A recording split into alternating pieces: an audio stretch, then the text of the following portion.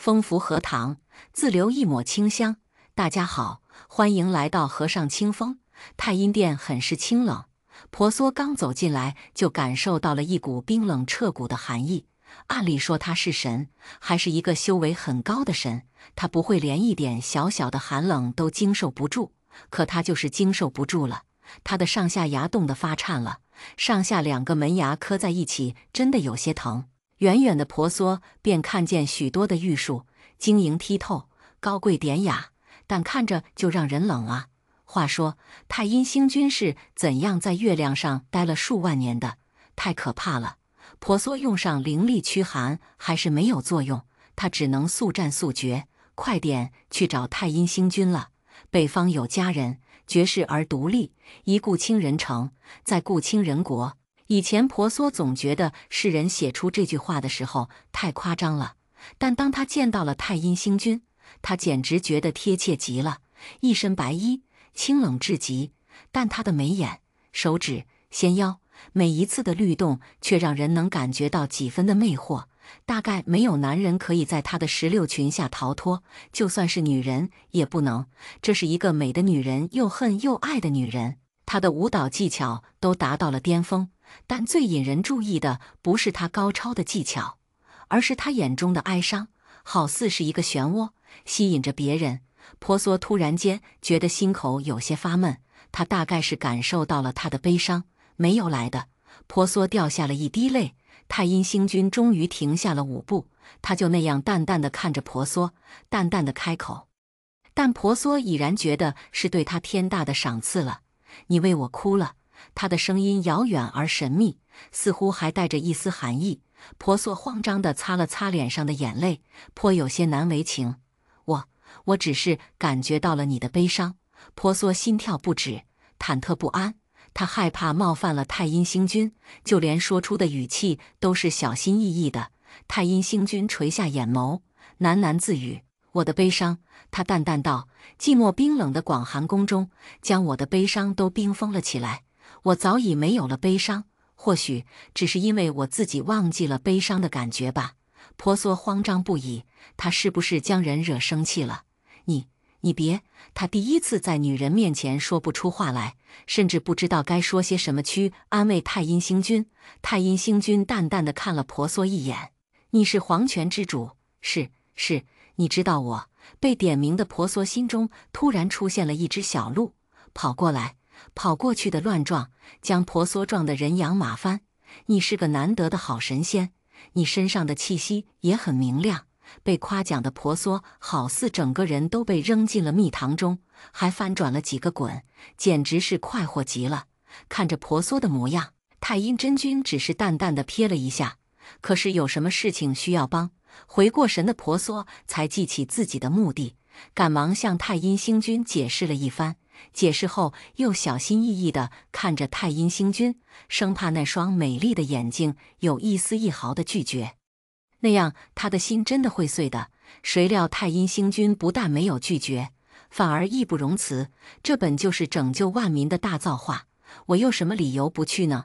随后他又想到了什么，太婆娑的额间点了一点。现在是否感觉好点？婆娑摇了摇脑袋，虽是惊奇于太阴星君的美貌，却没有了刚才的痴迷蠢样。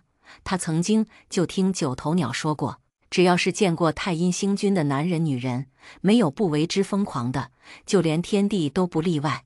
婆娑原以为那是九头鸟夸张的说法，但现在看来，应该是有人在太阴星君身上下了咒语。面对婆娑的疑惑，太阴星君难得解释道：“有人曾在我身上下咒，无论是天上地下见过我的男人女人、牲畜，都会迷恋我的美貌，但唯独只有他喜欢的人是个例外，不但不会迷恋他，更会讨厌他。”若不是太阴星君主动说出，婆娑根本不知道这样的缘由。为什么要将这件事告诉我呢？或许是你感受到了我的悲伤吧。婆娑知道问出口会十分的失礼，但她还是忍不住问了。可刚才你分明是解了对我的魔咒，既然是下咒，又怎会轻而易举的就被解除，甚至是被当事人解除的？太阴星君眸子一暗，那是你意志坚定，那是因为咒语本就是他自己下的，太阴星君不愿回答，婆娑也不便再次追问。两个人乘着云赶往了若水所在的地方。虽然期间好几次婆娑都想要为自己的无礼向太阴星君道歉，但都被冷冷地堵了回去。太阴星君似乎是在月宫待的时间长了，说起话来倒是直来直往，丝毫不顾及别人的感受，好几次都将婆娑噎得怀疑神生了。好在两个灵力很高的人赶路不一会就要到了，若是再不到，婆娑感觉自己真的快要被冻成一块冰坨子了，还是万年老寒冰的那种。等到若水见到太阴星君，他微不可察地向婆娑身边靠了靠，小声道：“虽然她长得真的好漂亮，温柔婉约，翩若惊鸿，宛若游龙。”若水用尽了他脑海中所能够蹦出来的形容词，彻底地夸奖了一番太阴星君后，才小声吐槽道：“但他身上的寒气真的好盛啊，我感觉自己快要被冻成冰坨子了。”冰坨子1号婆娑看了眼太阴星君的盛世美颜，伸出双手捂住了自己的脸：“你说的那些话，星君都能够听到的啊。”若水害羞地低下了头，所以他刚才那一炷香的修辞全部被听见了。婆娑对上若水的目光，了然地笑笑：“不但听到了，甚至还让你讲了下去。这说明什么？说明每个女人都想听到夸奖她的话，就算是大冰坨子太阴星君也不例外。”这一认知又让婆娑对太阴星君生了几分的亲切。女人呐，谭渊也颇为欣赏地盯了太阴星君几眼，但随即他感觉到腰侧的一阵疼痛。看着自家娘子礼貌而不失阴险的笑容，谭渊彻底的不敢乱看了。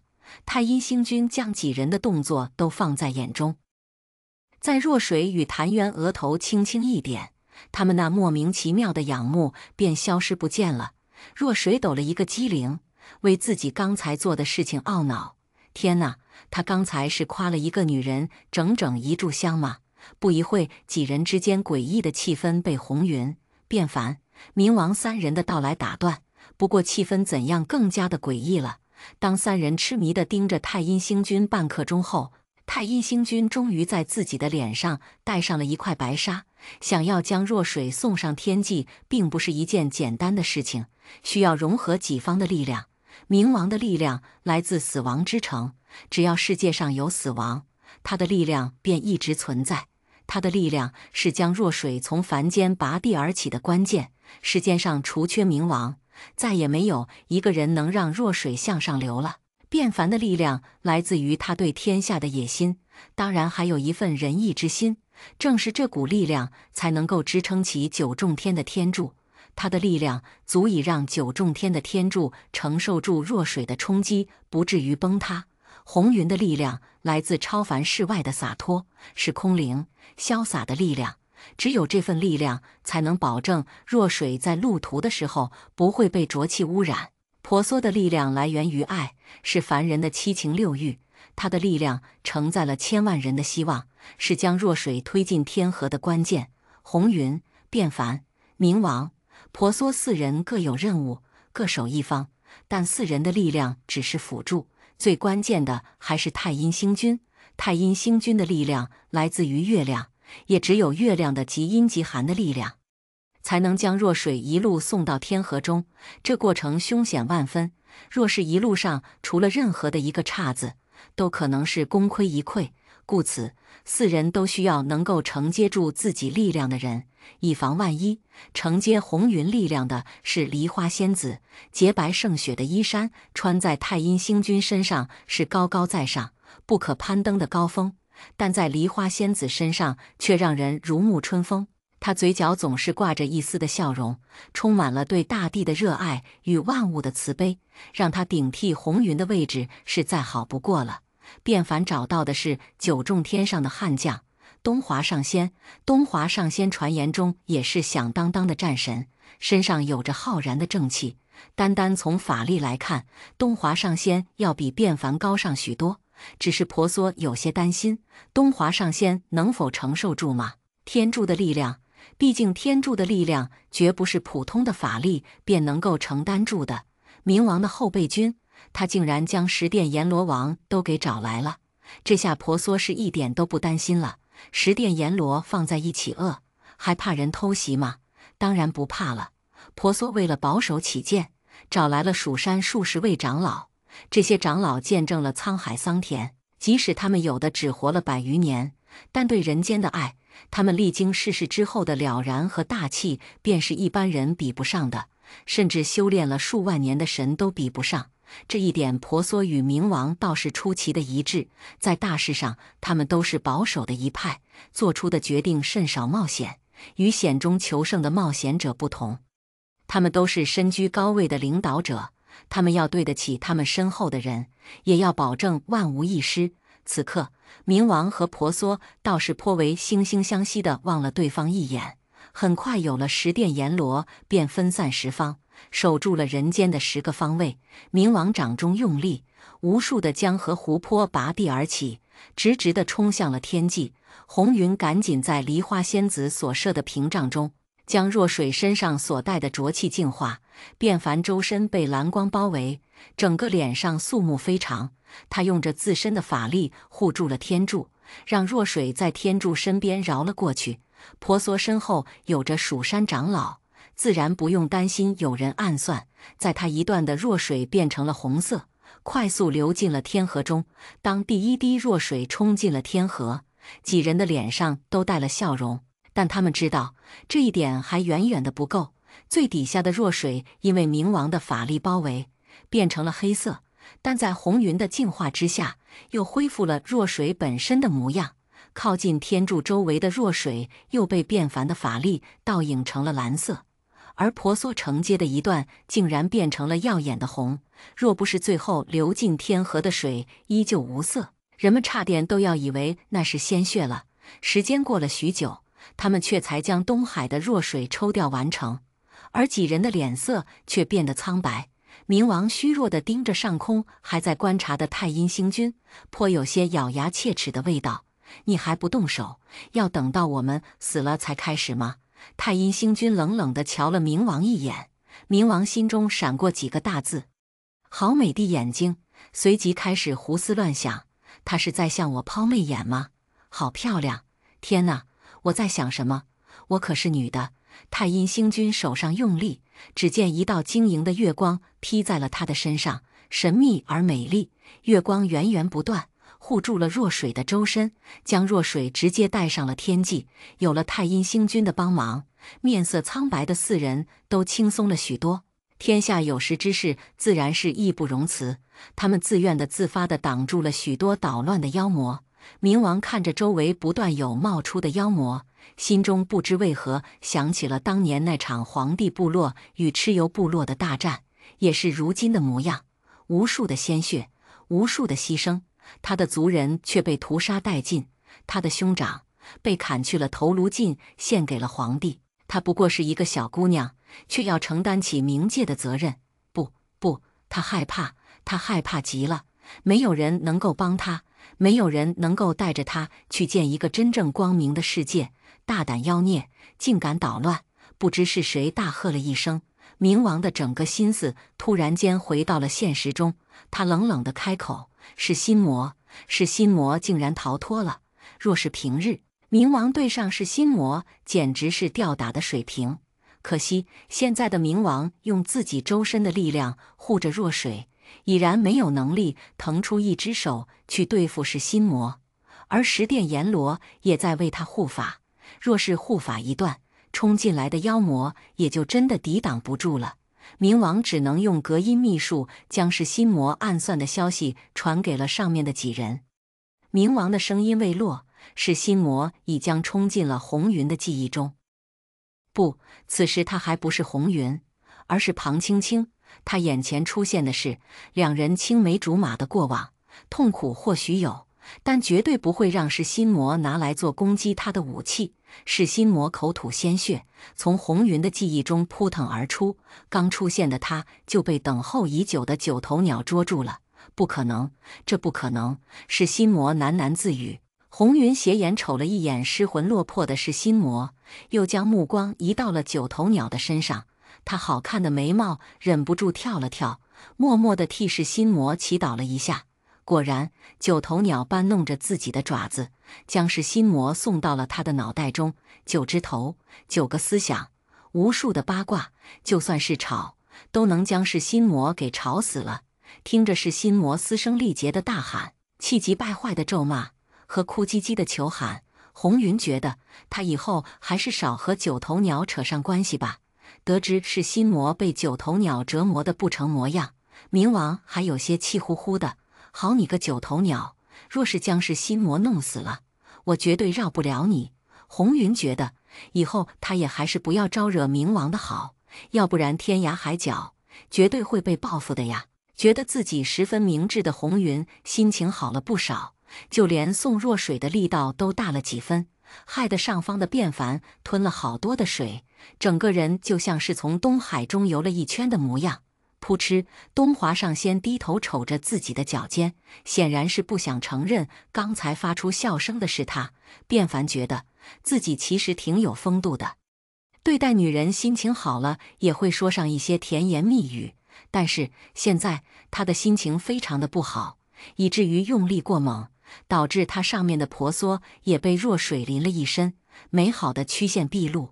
婆娑用亲切而不是友好的语言，将便凡的祖宗18代都问了一遍。天宫中的天帝不知为何打一个喷嚏，这可将天后给着急坏了。被问候的便凡觉得自己也应该问候一下红云的18代，可惜红云没有什么18代让他问候。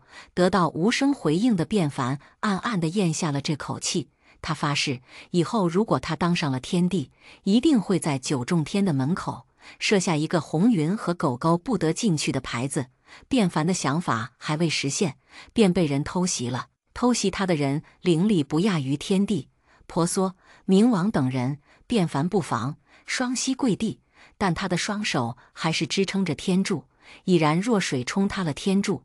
能越过东华上仙而偷袭便凡的人只有一个，那就是偷袭他的人是东华上仙。东华，你可知你在做什么？便凡厉声喝问，赶忙将他受伤的消息传给了他人。东华现在正被本君困在冥界呢，一时半会怕是出不来了。哦，等他出来的时候，便凡太子怕是已经魂飞魄散了。哈哈哈哈！魔君，赶紧杀了他！娇滴滴的语气竟然将杀人一事轻飘飘地说了出来。而这声音的主人还是一个他们熟悉的人，赵弯弯。赵弯弯身边黑衣黑袍、满脸邪气的男人，想来应该便是魔君无疑了。魔君在赵弯弯的脸上亲了一口，眼中兴趣盎然。杀了他，那岂不是太便宜他了吗？赵弯弯眼中闪过一丝厌恶，又不得不娇笑道：“魔君，杀了他，天柱立即崩塌，到时候不但九重天完了，就连人间也保不住了。黄泉、冥界更是不在话下。魔君还不是想去哪里就去哪里吗？”听到两人谈话的其他人捉急得像热锅上的蚂蚁，但却苦于不能够上前去搭救而心急如焚。魔君对赵婉婉的话言听计从，用上了10分的力气，向便凡一击。若是便凡的力量被毁，天柱崩塌，后果不堪设想。便凡将全身的法力推到了天柱上，希望能够保住天柱一时三刻。过了许久，便凡觉得自己应该已经死了，可是他身上却没有一丁点的疼痛。他转过了头，却看到了在自己身前炸得四散的9头鸟，9只脑袋零零散散地倒在四处，哀嚎不止。我的祖宗啊！原来当英雄会死的，我再也不当了。仅剩一颗头的9头鸟还是没有忍住自己嘴贱的毛病。这时，一道月光洒了下来，看似温柔的月光，却将魔君逼得后退了一步。太阴星君，腾蛇，太阴星君，咦，腾蛇。2道满怀希望的眼睛逐渐变得暗淡。当9头鸟与便凡看到月光洒下的时候，觉得他们有救了；但当他们看到腾蛇时，又觉得他们还是安静的等死的好。魔君倒是对腾蛇十分的感兴趣。本君尚不知，这世界上除了那高高在上的太阴星君，还有另一个人能够控制月光。所有人都听到了魔君提到太阴星君时的停顿，经验十分丰富的婆娑看了看身旁的太阴星君，眼神颇有些八卦。太阴星君飞升而下，落在了魔君身边。月光的力量来源于月亮，只要心之所向，就能够运用月光的力量。没有了太阴星君之称，冥王、婆娑、红云都有些经受不住，卞凡更是吐出了一口鲜血。几人同时开口：“星君，先别叙旧了，弱水要紧。”太阴星君却不理会急切的四人，而是对上了腾蛇：“去吧，你的力量比我更合适。”腾蛇面对如此重任，有些哆哆嗦嗦：“我不行的，我不可以，绝对不可以的。”太阴星君难得露出一个笑脸：“去吧，我相信你可以的。”被美色所迷的腾蛇飞到了婆娑身边，他颇为好奇地看了看晕倒在婆娑脚下的谭渊：“你把他打晕的？”婆娑微不可察地点了点头。如果不将谭渊打晕，看到他受伤的谭渊，又怎会善罢甘休？婆娑可不想再激出一个阿修罗王了。腾蛇原本就向往着月宫之主的位置，但当他真正的见到了太阴星君，他心里面什么样的嫉妒都不存在了，甚至有些敬佩太阴星君。当他执手握住月光的那刻，他感觉到了太阴星君的悲伤和寂寞。腾蛇运用月光还不是十分的熟练，但至少能够包住弱水的力量。当他运用的越来越熟练的时候，他不得不怀疑，刚才太阴星君在他身上拍得一下是什么目的了。看到弱水再次流进天河，魔君气急败坏：“你竟然将月珠给了那条小蛇！”太阴星君脸上的白纱飘落，他嘴角挂上了一丝笑容：“魔君，我们的事情欠了数万年，也该清算一下了。”魔君嘴角挂上不屑的笑容：“原来你还记得那些过往的恩怨，本君还以为太阴星君忘记了我这个故人呢。就算是100年、1000年、10000年，我都不会忘记你，也不会忘记欠了你的那些孽债。”吃瓜群众变烦，他可以当作没听到吗？万一被灭口了怎么办？吃瓜群众冥王：“哇，我发现了什么了不得的事情哟！”吃瓜群众婆娑：“我只想静静的知道到底是什么样的事情。”吃瓜群众九头鸟：“我的天，太阴星君居然和魔君有一段过往！我的天，我的一颗头都要不好了，这简直是高度机密了！我的天！”卞凡、冥王、婆娑头顶皆掉落了几丝黑线：“大哥，你知道就行了，别喊出来呀！”九头鸟惊魂未定地看着太阴星君替自己挡住的一击，两个翅膀赶紧捂住了自己的嘴巴：“我再也不说了。”魔君冷笑：“只怕你再也没有说的机会了。”九头鸟赶紧躲到了太阴星君身后。虽然他知道依靠一个女人是一种十分为人所不齿的行为，但是性命攸关的大事，谁还顾得上那些呀？没面子就没面子吧，还是性命要紧一些的。他可不想将唯一的头给牺牲了。当初的事情是我对不起你，你若是想杀我，我毫无怨言。太阴星君闭上了眼睛，慷慨赴死。魔君嘲笑道：“你觉得堂堂魔君会为了一个女人，一个背叛了他的女人而伤心难过吗？哦，或许会，但现在本君可不是来找你这个虚伪而可怕的女人。本君现在可顾不上与你叙旧。”当天柱崩塌的那刻，那是那么美丽的场景啊！魔君的脸上挂上了向往的笑容，病态而可怕。太阴星君震惊地后退半步，那句虚伪而可怕伤害到了他。他过了数万年，面对的无一不是痴迷的微笑，但是如今有一个人将他不愿意去面对的真实抛到了他的面前，让他无从躲避。他甚至都没有理由去骗自己。太阴星君与魔君本是青梅竹马的恋人，他们一起修炼，一起生活，日子过得美好非常。但是后来，魔君得到了一件宝贝，那是一颗发光的珠子，看似平淡，却没有人敢忽略它。有了月珠，就可以得到月光的威力，能够与九重天一起抗争。魔君原本打算带着他的子民想要占领月亮，但谁能够想到魔君青梅竹马的爱人竟然偷了月珠，飞上了月宫。因为他已经忍受够了魔君的霸道和威胁，她本是天底下最美丽的女人，本该绽放出最美丽的光芒，让天下的男人都臣服在她的脚底下。但是魔君却将她独占了，一年又一年，她已经磨完了当初的激情，她再也不想待在一个男人身边虚度自己的年华了。她偷了月珠，与月珠订立了契约，成为了月亮的主人，也背叛了他的爱人。魔君为了报复他的无情无义，挥着斧子想将月宫上的人都屠杀殆尽，但最后却只是将他们一个个都丢下了凡间。至此，月亮上真的就只有太阴星君一个人了。冰冷的月亮，空荡荡的宫殿，都在昭示着他当初的选择有多么的愚蠢。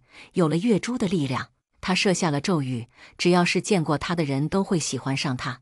可惜，月亮上已经没有一个人了，月亮之外的人也在他的寒冷面前望而却步。而太阴星君也离不开月亮，只要他离开月亮，他便会陨落。数万年的光景，他珍惜自己的小命，对外界不闻不问，整日做的事情无非是随着月亮升起落下，叹口气罢了。世人皆道他孤傲，但却不知这是上天给他的惩罚。但漫长无边的岁月最是折磨人，他已经受够了这样的生活。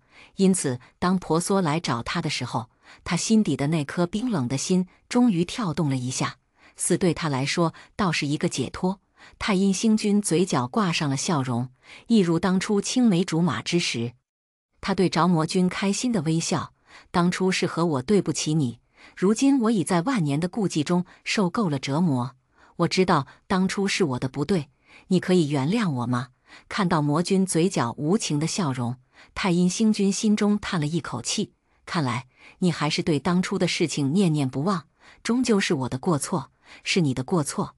本君确实念念不忘，如今本君不但要杀了你报仇，还要拿到月珠。太阴星君大惊，月珠？你竟然想得到月珠？你想要？赵弯弯柔弱无骨地趴在魔君身上，娇笑道：你猜得不错，魔君要借助月珠的力量毁了天地，重新建一个真正的美好的、公平的世界。魔君疯了，这个念头出现在众人的脑海中，但却只有九头鸟念了出来。毫无意外的，九头鸟再次得到了一次猛烈的攻击。婆娑下意识地去看身旁的腾蛇，只见一柄利刃已经刺穿了他的身体，他甚至都来不及闭上眼睛，利刃抽出，腾蛇的血喷了婆娑一脸。婆娑下意识地腾出手，想要抱住腾蛇，腾蛇却喊道：不要撤手！若水，若水！蜀山长老纷纷祭出了自己的剑，但对于魔君来说不值一提，但也要让他花上一点时间去破解蜀山长老祭出的诛仙阵。婆娑眼中含泪，他只能眼睁睁地看着赵弯弯出现在他的身边，将腾蛇化为圆形的尸体踩在脚下，这么简单就死了，还称之为神，真是好弱的神！看着腾蛇的尸体，赵弯弯嘲笑不停。婆娑怒瞪，眼中带着恨意看着赵婉婉。赵婉婉一巴掌扇到了婆娑脸上，洁白如玉的脸蛋上瞬间留下了5根手指印。是不是觉得没有杀了我很后悔，很失望啊？你以为将我关在冥界，我就没有办法逃出来了吗？你可真是蠢得可怕呀！我蠢得可怕，也好过你活得可怜。赵弯弯又是一巴掌扇到了婆娑脸上，这下两边脸算是对称了。赵婉婉甚至还带上了一丝的得意，她对自己的作品还是十分的满意的。瞧，多么的好看呐！我活得可怜，可你现在对我这个可怜人束手无策呀。婆娑轻声笑了笑，不是你对我束手无策，你渴望听到我的祈求，你希望我趴在你的脚边，对着你摇尾乞怜。你的可怜之处就在于你自己都觉得自己可怜。对，难得嘴贱的婆娑再次得到了一个大耳瓜子。赵弯弯又踢了踢谭渊，看到婆娑变了的神色，他得意道：我可怜还是你可怜？你连自己心爱的男人都救不了，不如我们来猜猜，在你心中是天下人重要呢，还是你的大和尚重要？赵弯弯手中出现了一柄利剑，直直地刺向了倒在地上的谭渊。婆娑大惊：不要！而那一头，蜀山长老也快要抵挡不住魔君的最后一击。只要魔君再次用力，蜀山长老怕是没有一个能够活下来了。太阴星君赶到时，看到的便是这副场景。他闭上了眼睛，心中已经有了决断。他周身的光芒快要将他淹没，强光闪过，一切似乎都变得不一样了。婆娑看着眼前停止了流动的弱水，吞了一口唾沫。这到底是怎么回事？黄泉之主，我用周身的法力停住了时间，争取了3刻钟。你赶紧去魔君脑海中改了他夺取月珠的想法，停住时间。这样滔天的法力，婆娑曾听过，但却没有见过。而要使用这一法力，付出的代价绝不是常人能够接受的。太阴星君的声音越来越远，莫要多问了，你心中有爱，唯有你才有一丝的希望能够改变魔君的想法。否则，月珠落在魔君手中，天上人间没有一个人能够逃过这场劫难。婆娑皱眉，伸出手妄图捉住那股虚无缥缈的声音。你要去哪里？去往我该去的地方。数万年了，我该解脱了。数万年的孤单寂寞和悔恨已经磨得他快要疯狂了。曾经惧怕的死亡对他而言已经是一种解脱了。他希望能够得到这种解脱，而在他解脱之前，他至少是做了一件有意义的事情。婆娑有些难过，但尊重太阴真君的选择。3刻钟的时间，他的时间不多了，但饶是如此，他还是将谭渊移到了安全的地方。他又将魔君移了一个位置，保证了蜀山长老的安全。他有点不敢看魔君的眼睛，毕竟那双眼睛中可是十分害怕的。准备好了一切，一阵红光闪过，婆娑进入到了魔君的神海。婆娑刚进去，便受到了一只猛兽的攻击。若不是婆娑逃命的本事还不错，就要被当作食物了。魔君的领土意识也太强了，居然在神海中也设下了屏障，躲过了猛兽攻击的婆娑再次引来了无数的利剑。婆娑暗叫一声糟糕，天哪，魔君哪里来的这么多坏主意呀？这是要弄死我呀！婆娑慌张闪避，但还是免不了要被射成筛子的后果。啊，好疼啊！害怕动用法力就被魔君发现的婆娑只能哭唧唧地拔掉身上的剑。他发誓，出去以后一定要让魔君也尝尝变成筛子的痛苦。哦，不知道你想要本君变成怎样的筛子呢？头顶一声调笑，婆娑绝望地爬直了身子，装死。魔君修为高深，神海之中自然与别人不一样，但能够在神海中还发现他的存在的，简直是大神了，好吗？姑娘，你没事吧？软绵绵柔嫩嫩的声音让婆娑抬起了头。婆娑好奇地盯着被魔君扯回去的女孩子，她来路不明，说不定是个坏人呢。不要过去了。婆娑只见过魔君一次，还是生死关头。像这样柔情蜜意的魔君，她连想都不敢想啊。但是当着别人的面说别人是坏人，真的好吗？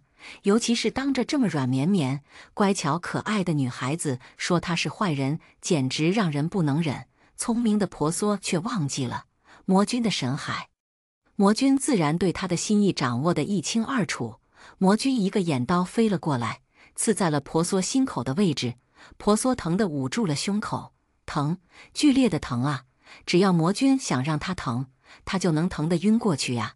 突然，软绵绵的姑娘不顾魔君的阻拦，扶住了地上打滚的婆娑。姑娘，你怎么了？怎么会这样的疼痛呢？虽然不知道眼前的女孩子是什么人，但是看着魔君的紧张劲，婆娑觉得都不能浪费自己的疼痛。她将脑袋靠在女孩子的胸口，气若游丝。疼，好疼！这招当初灵儿与谭渊争宠的时候可是常用啊，现在她不过是借鉴而已。女孩子脸上的担心绝对不是装出来的，看着婆娑痛苦地在她怀中打滚，她都觉得好疼好疼。她扯住魔君的衣袖，祈求道：“我们救救她吧。”魔君看着眼前来历不明的婆娑，真的好气呀，但还是要保持微笑。魔君心念取消，婆娑身上的疼痛也已经消失不见了。可惜婆娑还在女孩子怀中撒泼打滚，不愿意起来。魔君威胁道：“不管你是何人，私自闯进本君的神海，本就是死路一条。本君奉劝你，不要耍什么花招。婆娑赶忙举手投降，我绝对不是坏人。婆娑将脑袋转向女孩子，水汪汪的大眼睛可怜兮兮地说道：“我真的不是坏人。”女孩子总是对萌哒哒的事物没有反抗力的，就算对方同样是个女孩，也不例外。魔君，他或许真的不是坏人呢。不如……女孩子沉思了半天，终于想出了一个好主意。不如你将他放到我身边吧，这样的话就不用担心他作恶了。女孩子想要宠物的心情，魔君十分的理解，但能够进入他神海的又岂是普通人？他实在不愿意女孩子冒险，但又不忍心拒绝女孩子的祈求。最后，他想到了一个十分奇妙的方法。婆娑总觉得自己的身子好像闪闪发光一般，等他终于发觉到不对劲的时候，就被欢呼的女孩子抱在了怀中。抱抱！婆娑惊恐地看着自己的手，不，蹄子，厉声喝问：“你对我做了什么？”魔君脸色未变，可婆娑明显看到了他眼中的戏谑。本君能对你做什么？不过是让你少些威胁罢了。毕竟你可是来历不明的闯入者。看到自己粉红色的蹄子，婆娑的整颗心腰都不好了。我不要变成猪啊，还是粉红色的。女孩子听到婆娑的哭喊，心疼地用自己的脸蛋蹭了蹭婆娑的猪脸，向着魔君求情：“魔君，不如将她变回来吧，我瞧着她挺可怜的。”魔君只要一对上女孩子，脸上的笑容就会格外的多，简直一定都看不出他就是那个阴恻恻的魔君。哦，你想变回来吗？魔君对着女孩子微笑，说出的话却在问婆娑。婆娑被那十分不友好的语气给吓得整个猪身子为之一震。不，一点都不想，我十分喜欢现在的模样，多谢魔君。他保证，如果他说不喜欢的话，他就别想活着出去了。毕竟这可是魔君的神海，他就是个小虾米。为了增加自己话语的可信性，婆娑还十分没有节操地学着猪哼哼了几声，向女孩子怀中拱了拱。这可把女孩子给高兴坏了，抱着粉红色的小猪就是不撒手。你简直太可爱了，你原型便是猪猪吗？粉红色的猪啊，简直太少见了。我也只是在梦中见过一次，之后我就想养一只猪猪，但一直没有找到。我知道了，你一定是上天送给我的，我简直太喜欢你了。女孩子为了表达自己的喜爱，在婆娑的猪脸上亲了好几口，甚至还留下了一点豆蔻的香味。看来两人的关系不一般，也许婆娑得到了女孩子的青睐，才会有机会改变魔君毁灭世界的想法。不过在此之前，他如果能活着的话，婆娑的猪身子不由得抖了抖。他就算是不抬头，也知道头顶上那道恨不得杀了他的视线是来自哪里的。魔君可不是阿修罗王，阿修罗王能将婆娑宠上天，魔君可是一不高兴会杀了他的主。婆娑猪眼睛坚定而执着，仿佛上刑场一般的大义凛然。只不过这些表情放在一个猪脸上，简直是不忍直视啊！被粉色的猪伤了眼睛的魔君挑了挑眉，威胁道：“本君劝你以后可要老实一点，无论你是西天如来，还是天帝，亦或是皇权之主，本君都能够让你有来无回。”婆娑一惊，更不敢轻敌了。猪身子又开始颤颤巍巍，幸好他变成了猪，要不然被皇权的那些人知道自己这个模样，还不将他们给笑到冥界去。粉色的猪小可怜一样的趴在了女孩子的胸口。不行了，她现在被吓着了，需要抱抱亲亲才能够安抚她受伤的心灵。女孩子在闪闪发光的猪眼中明白了婆娑的意思，高高的举起了婆娑猪，亲了好几口。看到婆娑猪满眼的心满意足后，女孩子的眼睛也和婆娑一样闪闪发光了。一人一猪开心了，但魔君可不开心。他现在恨不得将那只占据着女孩子全部怀抱的猪拖出来，做成一只烤乳猪。但一想到女孩子伤心难过的模样，魔君又将他心中的冲动压了下去。让婆娑没有想到的是，魔君竟然没有住在威风堂堂的魔宫中，而是和女孩子住在一座小竹屋中。婆娑观察中竹屋的布置，暗赞了一声好品味嘛，清雅脱俗，倒是带着几丝的文人气味。房间中挂着几张画，婆娑就算是不懂画，也明白那画的也是极好的。我叫欢儿，你叫什么呢？婆娑回过头就看到女孩子因为近距离观察而形成的斗鸡眼，当真被吓了一跳。我叫婆娑，婆娑这个名字真好听。我的小婆娑不但长得可爱，还有这么好听的一个名字，你真厉害。婆娑，这姑娘的智商怕不是太高，她习惯就好了。不过，被人这么毫无人性的称赞，婆娑内心还是有些小害羞的。既然别人给了她善意，她便回以相同的善意。欢儿，你的名字也很好听，欢欢乐乐，和你的人一样，你很可爱。欢儿开心地笑了笑，拉着婆娑猪的两只蹄子摇啊摇。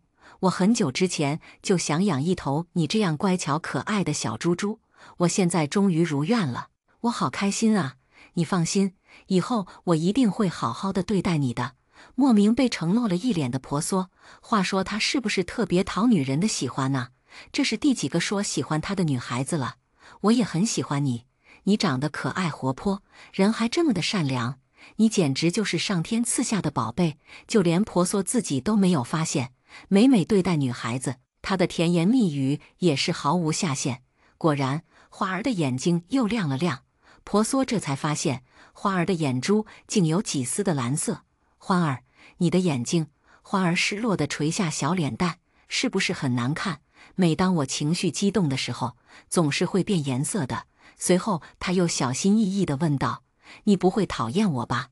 花儿的情绪显然不高，因为她的眼睛已经被蓝色占据了。婆娑想要伸出手摸摸花儿的头顶，给予花儿安慰，但当她看到自己粉红色的蹄子，又不得不垂了下去。婆娑赶紧安慰：“不会，你的眼睛这么的好看，我怎么会讨厌你呢？好看？你是第三个说我的眼睛好看的人。”花儿的情绪猛然间又高涨了起来，激动异常的眼睛不但变蓝了，还再次变成了斗鸡眼。婆娑想要扶一把自己头上的冷汗，但鉴于自己的蹄子实在够不着，婆娑只能讪讪然地放弃了自己的动作。我是第三个，那第一和第二呢？第一个当然是以前的太阴星君了，她可温柔可温柔了。她说我是世界上最好的女孩子。可是花儿的情绪莫名地低落了下来。就在婆娑考虑要不要让女孩子停止自己的思考时，花儿又接着说道：“可惜星君陨落了，之后的数万年再也没有人夸奖过我眼睛好看了。他们都说我是妖魔，不应该待在高贵的月亮上。月亮，蓝眼睛。”婆娑觉得似乎自己知道了什么不得了的事情，她谆谆善诱：“第二个说你眼睛好看的人是不是魔君？”花儿一脸你好厉害，你好了不起的模样，让婆娑好生的心虚。是啊，魔君是第二个夸我眼睛看的人，他和星君一样，说我是世界上最纯最净的存在。即使花儿坐在桌子旁边，婆娑也不得不仰起头看着他。时间久了，猪脖子倒是有些累了。就在婆娑微不可察的想要换个动作的时候，就被花儿抱了起来，与他的视线持平。这下有没有好一点？这下婆娑可不觉得花儿蠢了。严格意义来说，花儿很聪明，也十分的体贴。她知道怎样会让别人舒服一点，更愿意去迁就别人。看似蠢得要命，其实是过于相信别人，过于理想化了。理想倒没有防人之心，好多了。谢谢你。婆娑猪真诚的道谢。他又问道：“当初魔君在月宫大开杀戒的时候，我想是你阻止了他。”果然花儿又是一脸你好厉害，你好了不起。这次婆娑倒是坦然多了。那些人不是排挤你，不愿意接受你吗？为什么你还要救他们？是他们排挤我，不喜欢我，甚至还欺负我，但我做不到眼睁睁地看着他们死在我面前。他们对我的伤害其实也没有那么的大，最多让我伤心。但是如果我不救他们，他们可能会死。如果那样的话，我比他们更可恶，更可怜可悲。花儿话音刚落，便察觉到婆娑珠定定地看着自己。他憨笑了片刻，但婆娑珠的眼睛并未离开他。他试探地擦了擦自己的脸，我脸上是不是有什么脏东西？婆娑摇了摇猪脑袋，你太傻了。你救人是自愿，但救人并不是你的义务。当你没有足够的能力承担起你所做的事情，其实就是一件蠢事。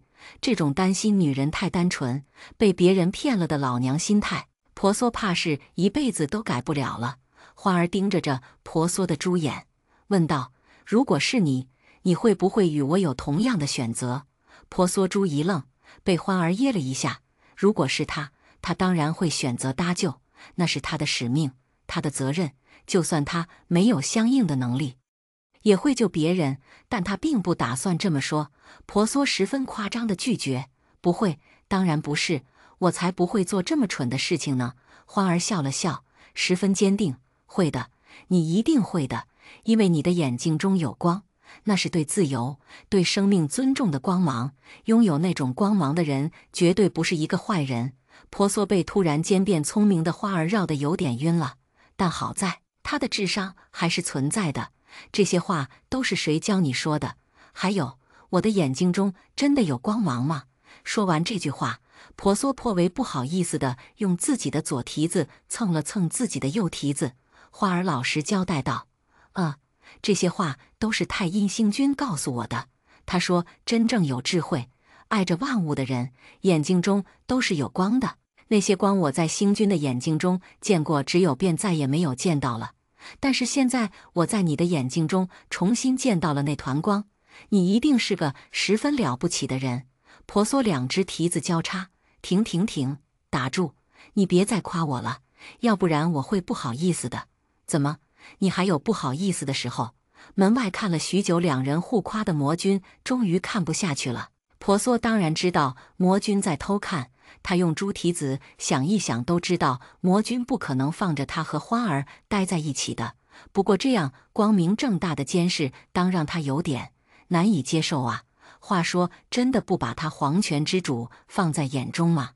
衰，人家好歹是皇权之主，不但把他变成了一头粉色的猪。虽然这头猪是挺可爱的没错，但那还是他威风凛凛的样子吗？简直不给一点的脸面啊！让不让猪活了？魔君冷眼瞪了一眼暴躁不安的婆娑猪，果然，婆娑猪又颤颤巍巍地躲到了花儿的怀里。话说，他这是变成猪之后，将猪所有的坏毛病都学了一个通吗？不行了，他现在表示好受伤，需要美人抱抱、亲亲举高高才能好。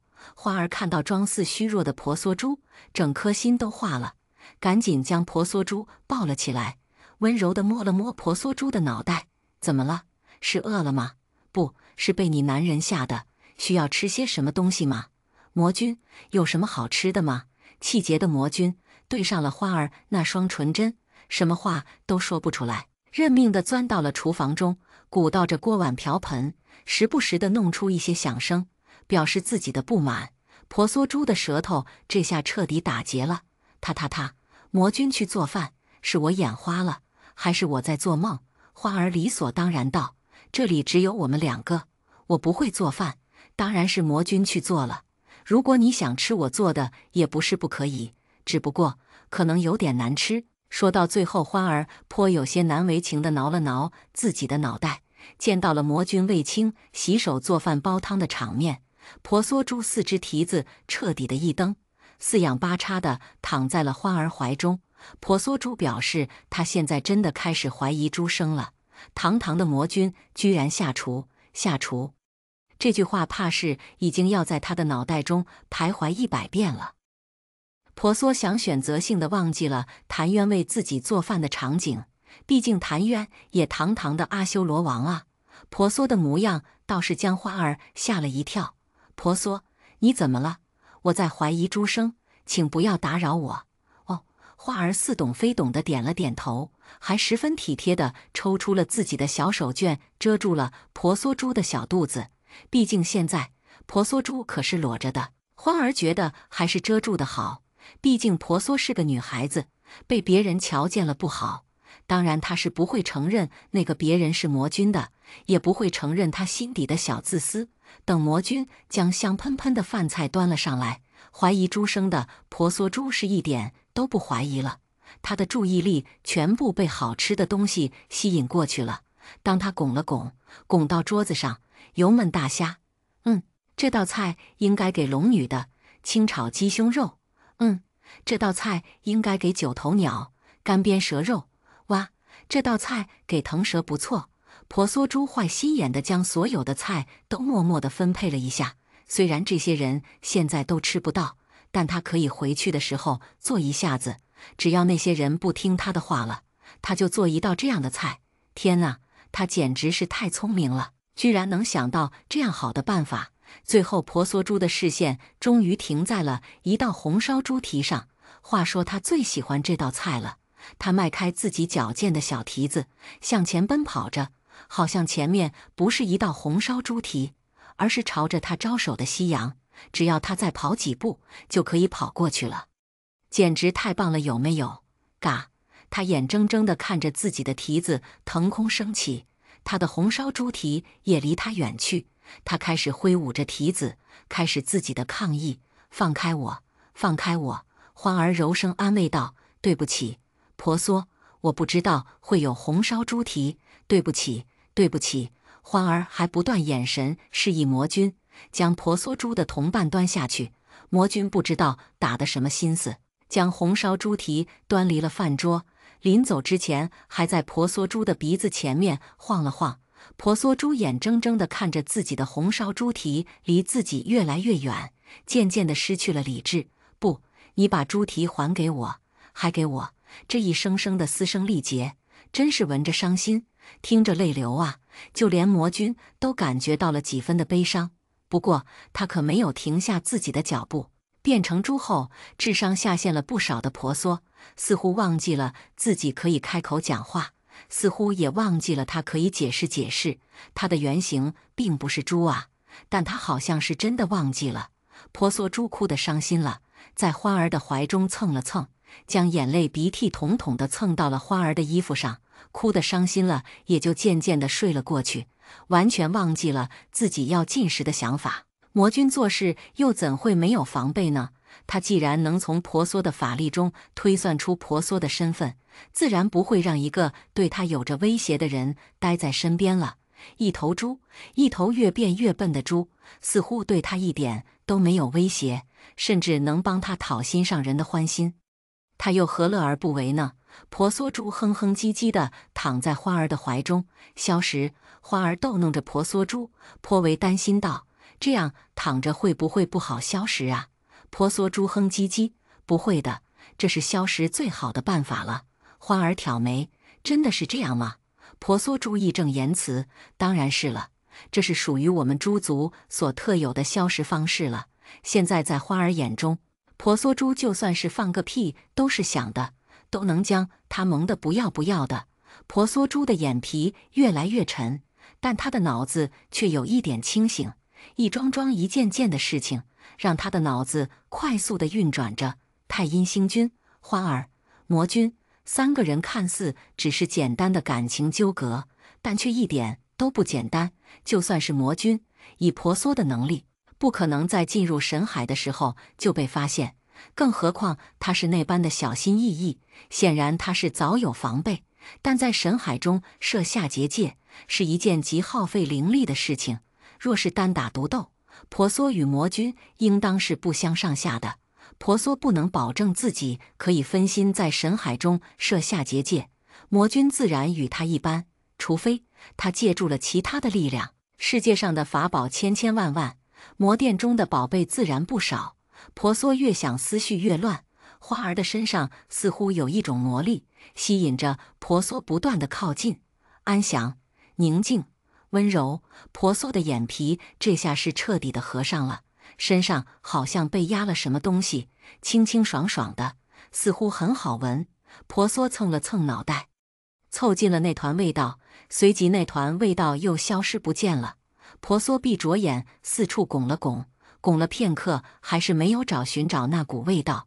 最后架不住劳累的婆娑终于沉沉地睡去了。婆娑猪缓慢地睁开眼睛，看到翠绿的竹屋，不行，她要起床，她要调查清楚所有的事情。外面还有那么多的人在等着她，她一定要站起来。突然，一只胳膊凑了上来，揉了揉婆娑猪的小肚子。猪的本能来袭，她只是再睡一下下，一下下就好了。想必外面的人不会计较这么多的，一定不会的。自我安慰中的婆娑猪再次靠到身后的热源处，遵从本能地闭上了眼。粉色的猪靠在女孩子怀中，微张着住嘴，哈喇子顺着嘴角流了下来，留在了环抱着她的手臂上。想必起婆娑猪的睡相，女孩子真的是安稳极了。虽然是不是吧唧一下嘴巴，但也分外的可爱。又过了几刻钟，花儿和婆娑猪同时睁开了眼睛。婆娑猪惊讶地摸了摸自己的猪嘴巴，天哪，它居然流口水了！难道它变成猪之后还染上了猪的习惯了？这一定不能让别人知道，它可是堂堂的。他是谁来着？婆娑猪嫌弃的疑惑地放下了蹄子。刚才他是怎么了？居然觉得流口水丢人？话说这不该是猪的荣耀吗？有什么好丢人的啊？粉色的猪好可爱呀！花儿惊奇地抱起了婆娑猪，蹭蹭蹭，恨不得将自己的脑袋缝在婆娑猪的脑袋上面。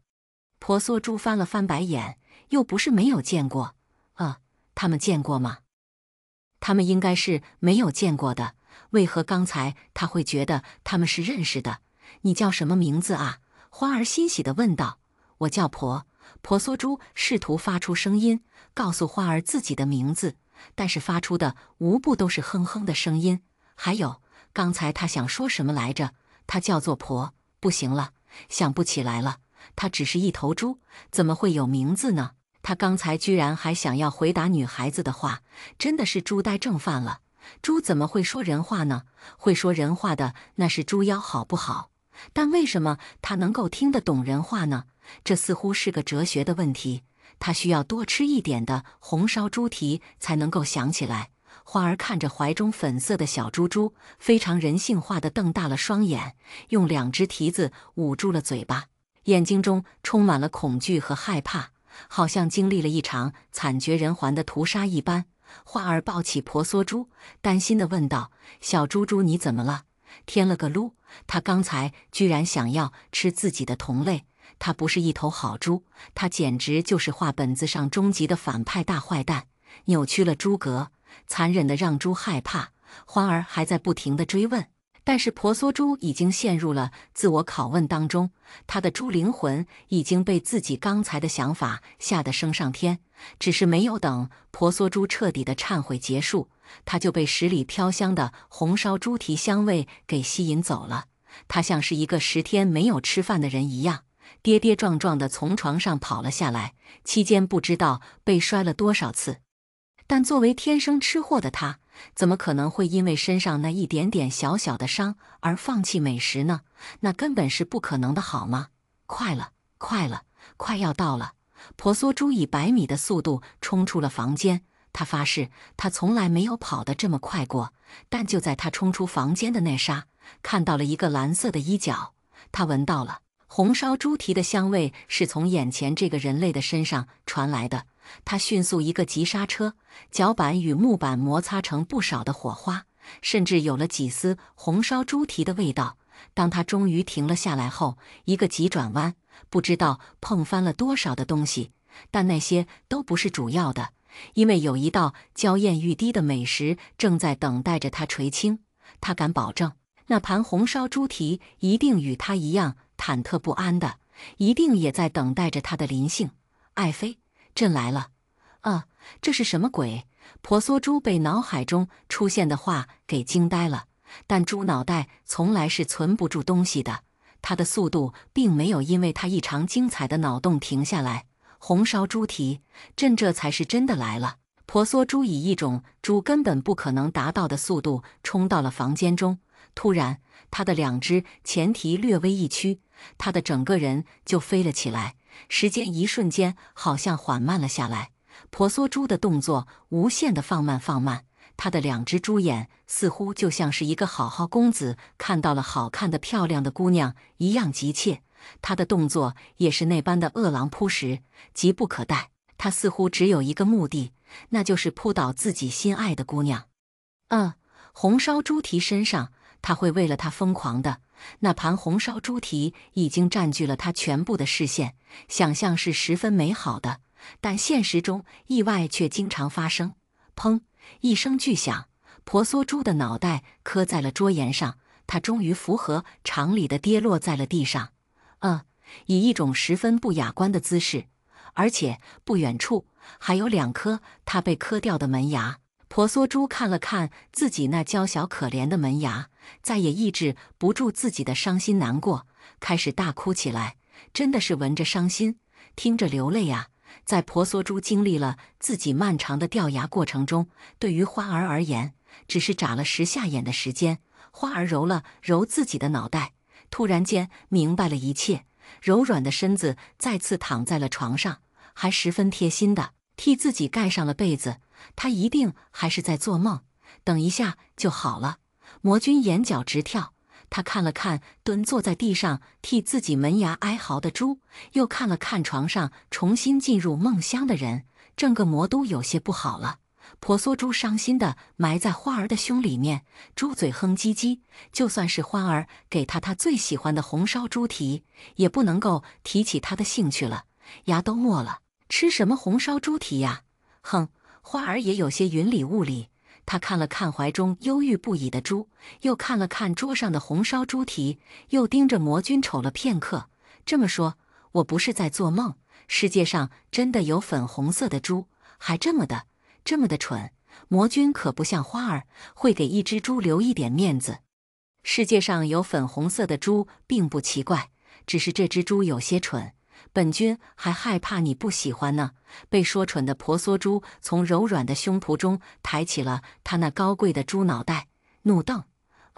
好像太高了，仰视怒瞪那个说他蠢的家伙。明明他是堂堂的皇权，堂堂的粉色的小猪猪，他到底哪里蠢了？花儿试图将不要猪命挑衅魔君的猪脑袋按下去，可惜不怎么成功，他只能用夸张的语气转移一魔一猪的视线了。怎么会？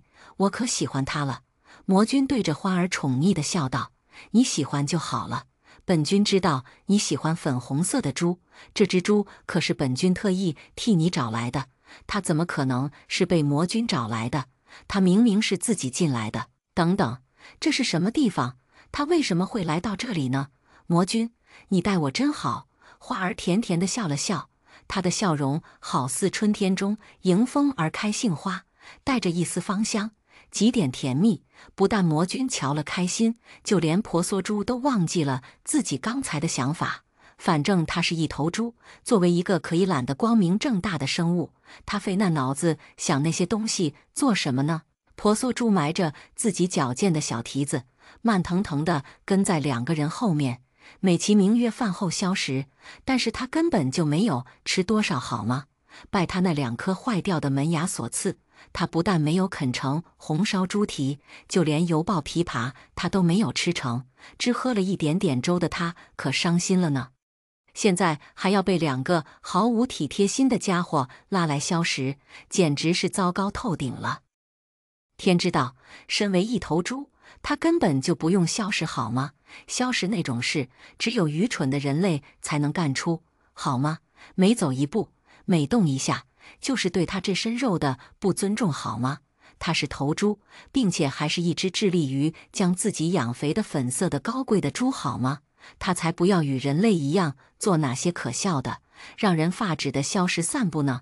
如此想，如此安慰自己的婆娑猪，终于在魔君阴恻恻威胁的眼神下停住了脚步。看什么看？没见过他这么可爱的猪啊！花儿顺着魔君的视线看到了仰着脸、浑身带刺的小粉猪，不知怎么的，他就是明白了小粉猪的意思。魔君，猪猪今天吃的少，让他好好的在这里休息休息吧。婆娑猪发现，只要花儿替他请求，魔君就算是想为难他，也会放弃他的想法的。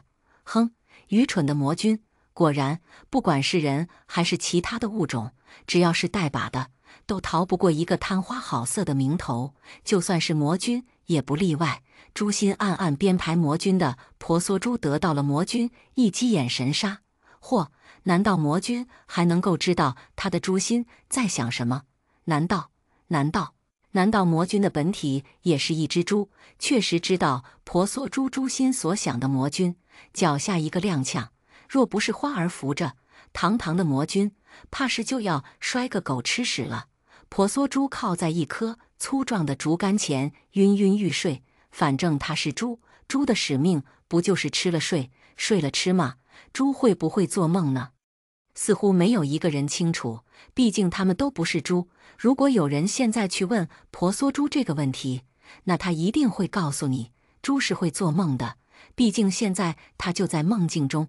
不过他梦到的可不是什么红烧猪蹄，也不是炭烤猪蹄，更不是油焖猪蹄，而是一个女人，一个很美丽的女人。快醒醒，快醒醒，别睡了！你这头蠢猪！没有人可以说她是蠢猪，就算对面是一个长得很好看的女人，但她一样会划破她那美丽的脸蛋，只因为她那傲慢的态度和不屑的眼神。婆娑珠蠢蠢欲试，她再一次前蹄屈膝，猛然一跳，她发誓，她一定会狠狠地在那张脸蛋上划几道。当然，最后的结果是婆娑珠再一次摔得猪仰猪翻。婆娑不忍直视地捂住了自己的眼睛。话说，魔君只是让他忘记了自己的使命，让他相信自己是一头猪，但至少不要是这样蠢的一头猪啊！婆娑第一眼见到欢儿，便察觉到欢儿身上被人下了遗忘咒。遗忘咒，一个神秘而恶毒的咒语，传说只有魔族的人才会使用，而且还需要相当高的法力才能用在别人身上，要不然遭到反噬，虽然不会死亡，也不会伤胳膊伤腿，可那东西一旦反噬的话，就会作用到自己身上，故此很少有人会去真正的尝试它。遗忘咒，顾名思义，每当太阳升起的第一束阳光照耀到被施了遗忘咒的人身上，那个人就会忘记昨日发生的一切，只记得施咒人想要他记得的东西，日复一日，年复一年，没有思想，没有记忆，如同一个傀儡一般活着。若不是当初被九头鸟疯狂地科普过遗忘咒的用法，婆娑也不会发现花儿身上会有遗忘咒。至于九头鸟如何知道遗忘咒的用法，那还用说吗？世界上难道有九头鸟不知道事情？为了防患于未然，婆娑在自己身上留下了一丝微不足道的神魂，希望有一天能够唤醒被遗忘咒摆布的自己。可惜魔君的神海中，一切都在魔君的掌握之中，婆娑不敢贸然行事，她只能暗暗等待时机。幸好变成猪的自己格外的蠢啊，蠢到魔君都嫌弃的地步。魔君此刻正在散发着他那特有的男性的骚气息，讨好欢儿自然不是去听一头蠢猪脑海中的想法，婆娑才有了这一丝的机会。你听我说，你就是我，我就是你，我们的任务是改掉魔君毁天灭地的想法，而不是进来吃红烧猪蹄的。你一定要记起来，外面还有许多的人等着你救呢，谭渊他们都在等着你，你身上承载的是所有人的希望，你不可以贪图红烧猪蹄，忘记了自己的使命。婆娑尽可能地将事情简单化，当然，如果能忽略他提到红烧猪蹄时怪异的语气，一切或许显得更有说服力。婆娑猪还是一副似懂非懂的模样，他这副模样差点气得婆娑吐血。话说，自己被自己给气死，是不是死得太没有面子了？魔君的气息越来越近，婆娑咬咬牙，藏到婆娑猪的脑海深处。可是突然有一只手扼住了他的喉咙，狠狠地、残忍捏碎了他的脖子。不，他还没有换回自己的记忆。天下人在等你。他垂死做着最后的挣扎。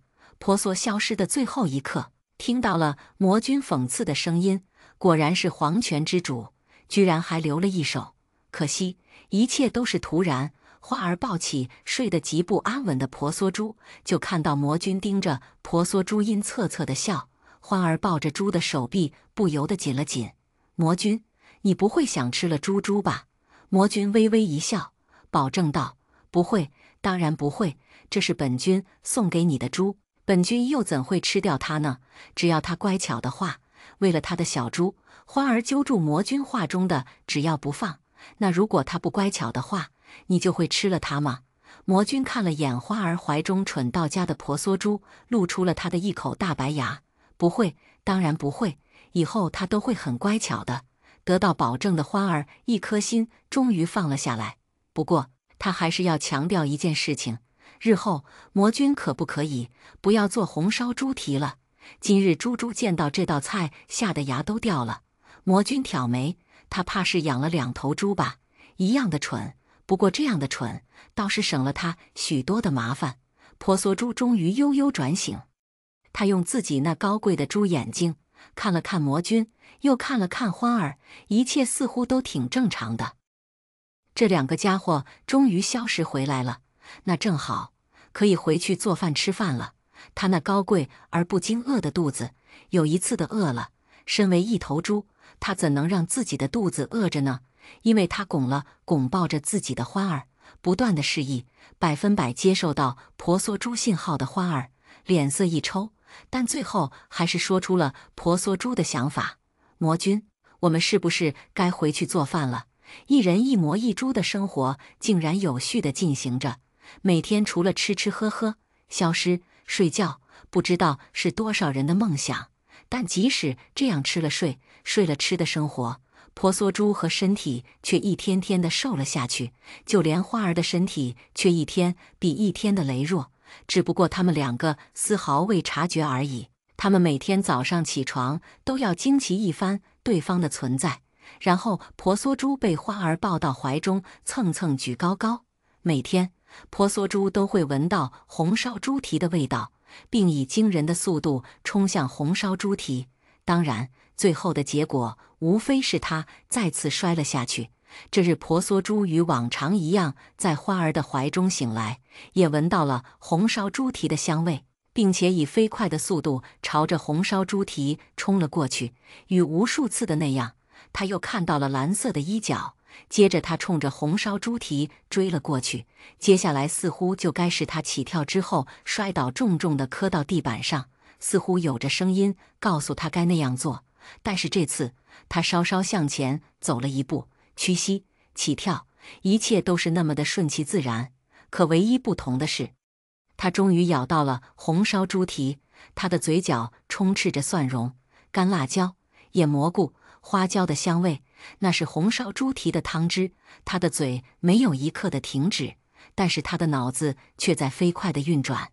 若水、太阴星君、魔君、赵婉婉、沈海、粉色的猪，他将之许久未动的脑子开启了，所有的事情都串成了一条线，就像是黑暗到极致后，光明的到来，一切都明朗了。他是皇权之主，他此行的目的是为了拯救天下人，即使是付出他的性命，他也在所不惜。思绪在一瞬间变得明朗，竹屋也渐渐地发生了变化。无论欢儿、魔君还是竹屋中的每一个家具，都变成了细小的颗粒，在他眼前缓缓地消失。他的身子也不断地拔高，那让他无比丢人的蹄子也终于变成了纤细的手指。他的眼前突然出现了一座宫殿，一座神圣而庄严的宫殿。宫殿中没有一个人，婆娑四处查探，还是没有发现一点点的破绽。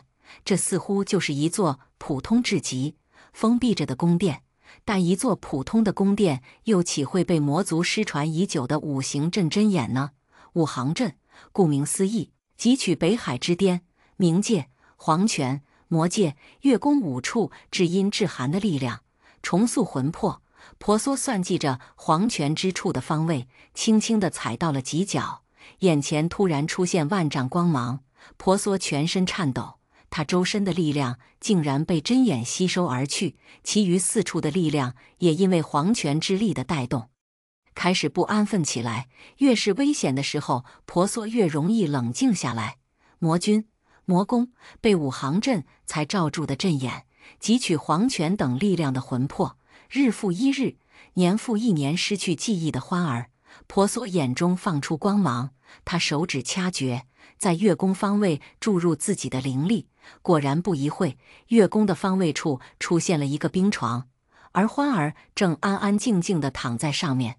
婆娑又依次见到了冥界、北海之巅、魔界3处方位上躺着的人，皆是美貌的妙龄女子。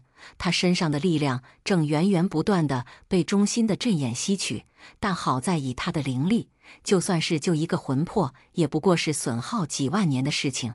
可是另外4个姑娘就不一样了，若是中心阵眼的人要活，那么这4个姑娘必然要付出生命的代价。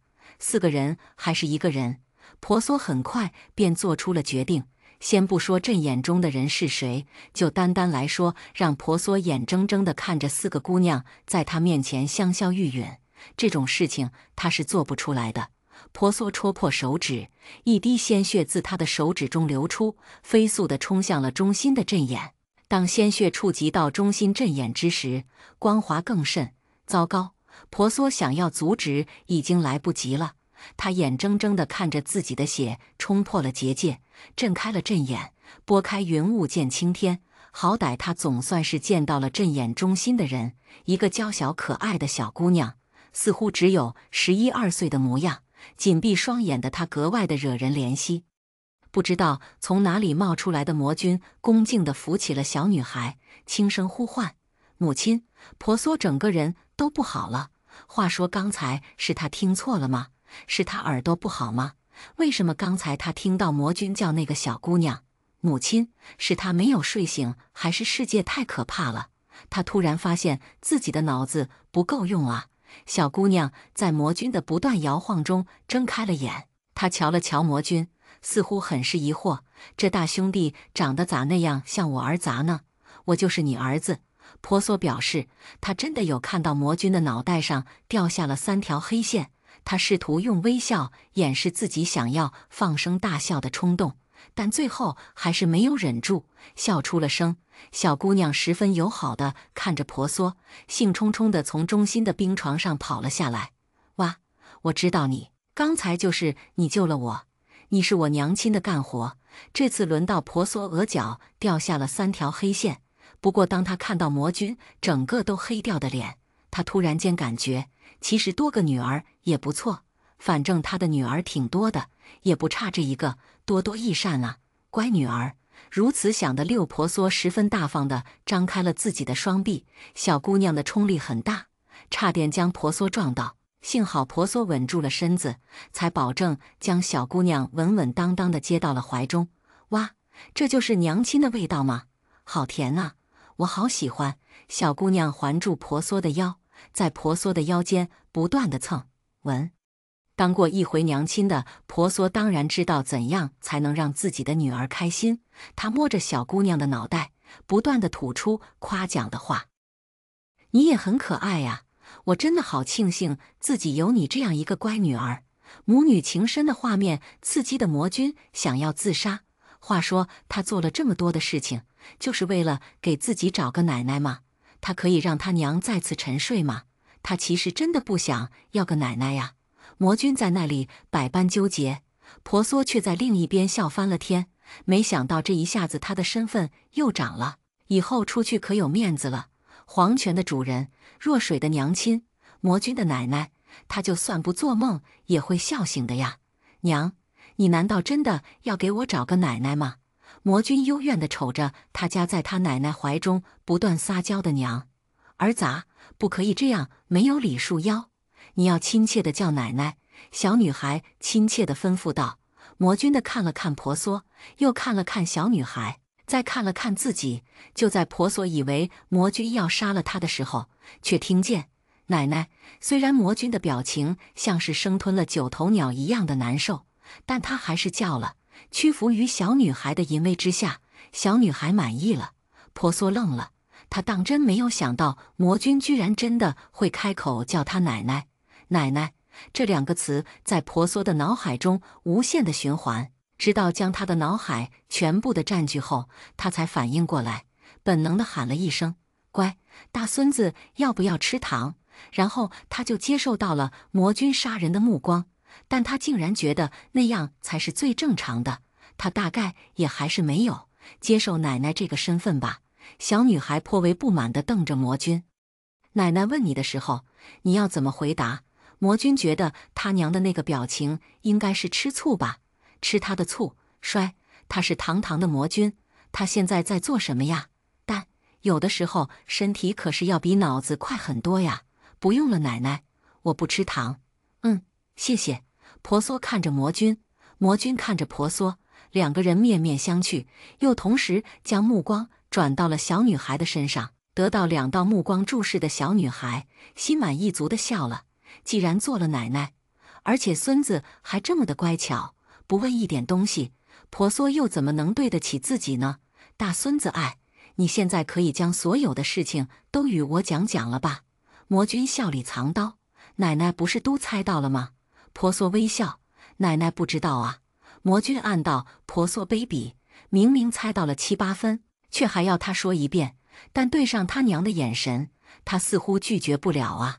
当年大地初开，天地间尚且没有人神人魔之分，万物皆为刍狗，幸而女娲捏土造人，才让大地有了区别。但远古之时，天地间的灵兽何其多，人类尚且不是什么珍稀的物种，直至后来灵兽渐渐在天道中陨落，人类也开始捕杀灵兽，一时间曾经遍地皆是的灵兽变成了珍稀的品种，人类甚至将它们圈养起来，就是为了观赏它们在绝望中的挣扎。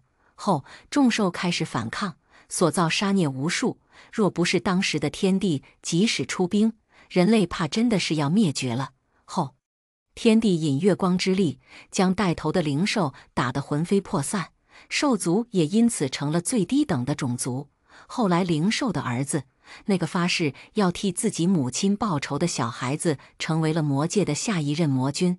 他在魔族书典中找到重塑灵魂的办法，他花费了上万年的时间去研究五行阵，又用了上万年的时候，骗到了拥有4界灵气的女人，心甘情愿地为他祭奠他的母亲。但只有黄泉一处是他骗不到的。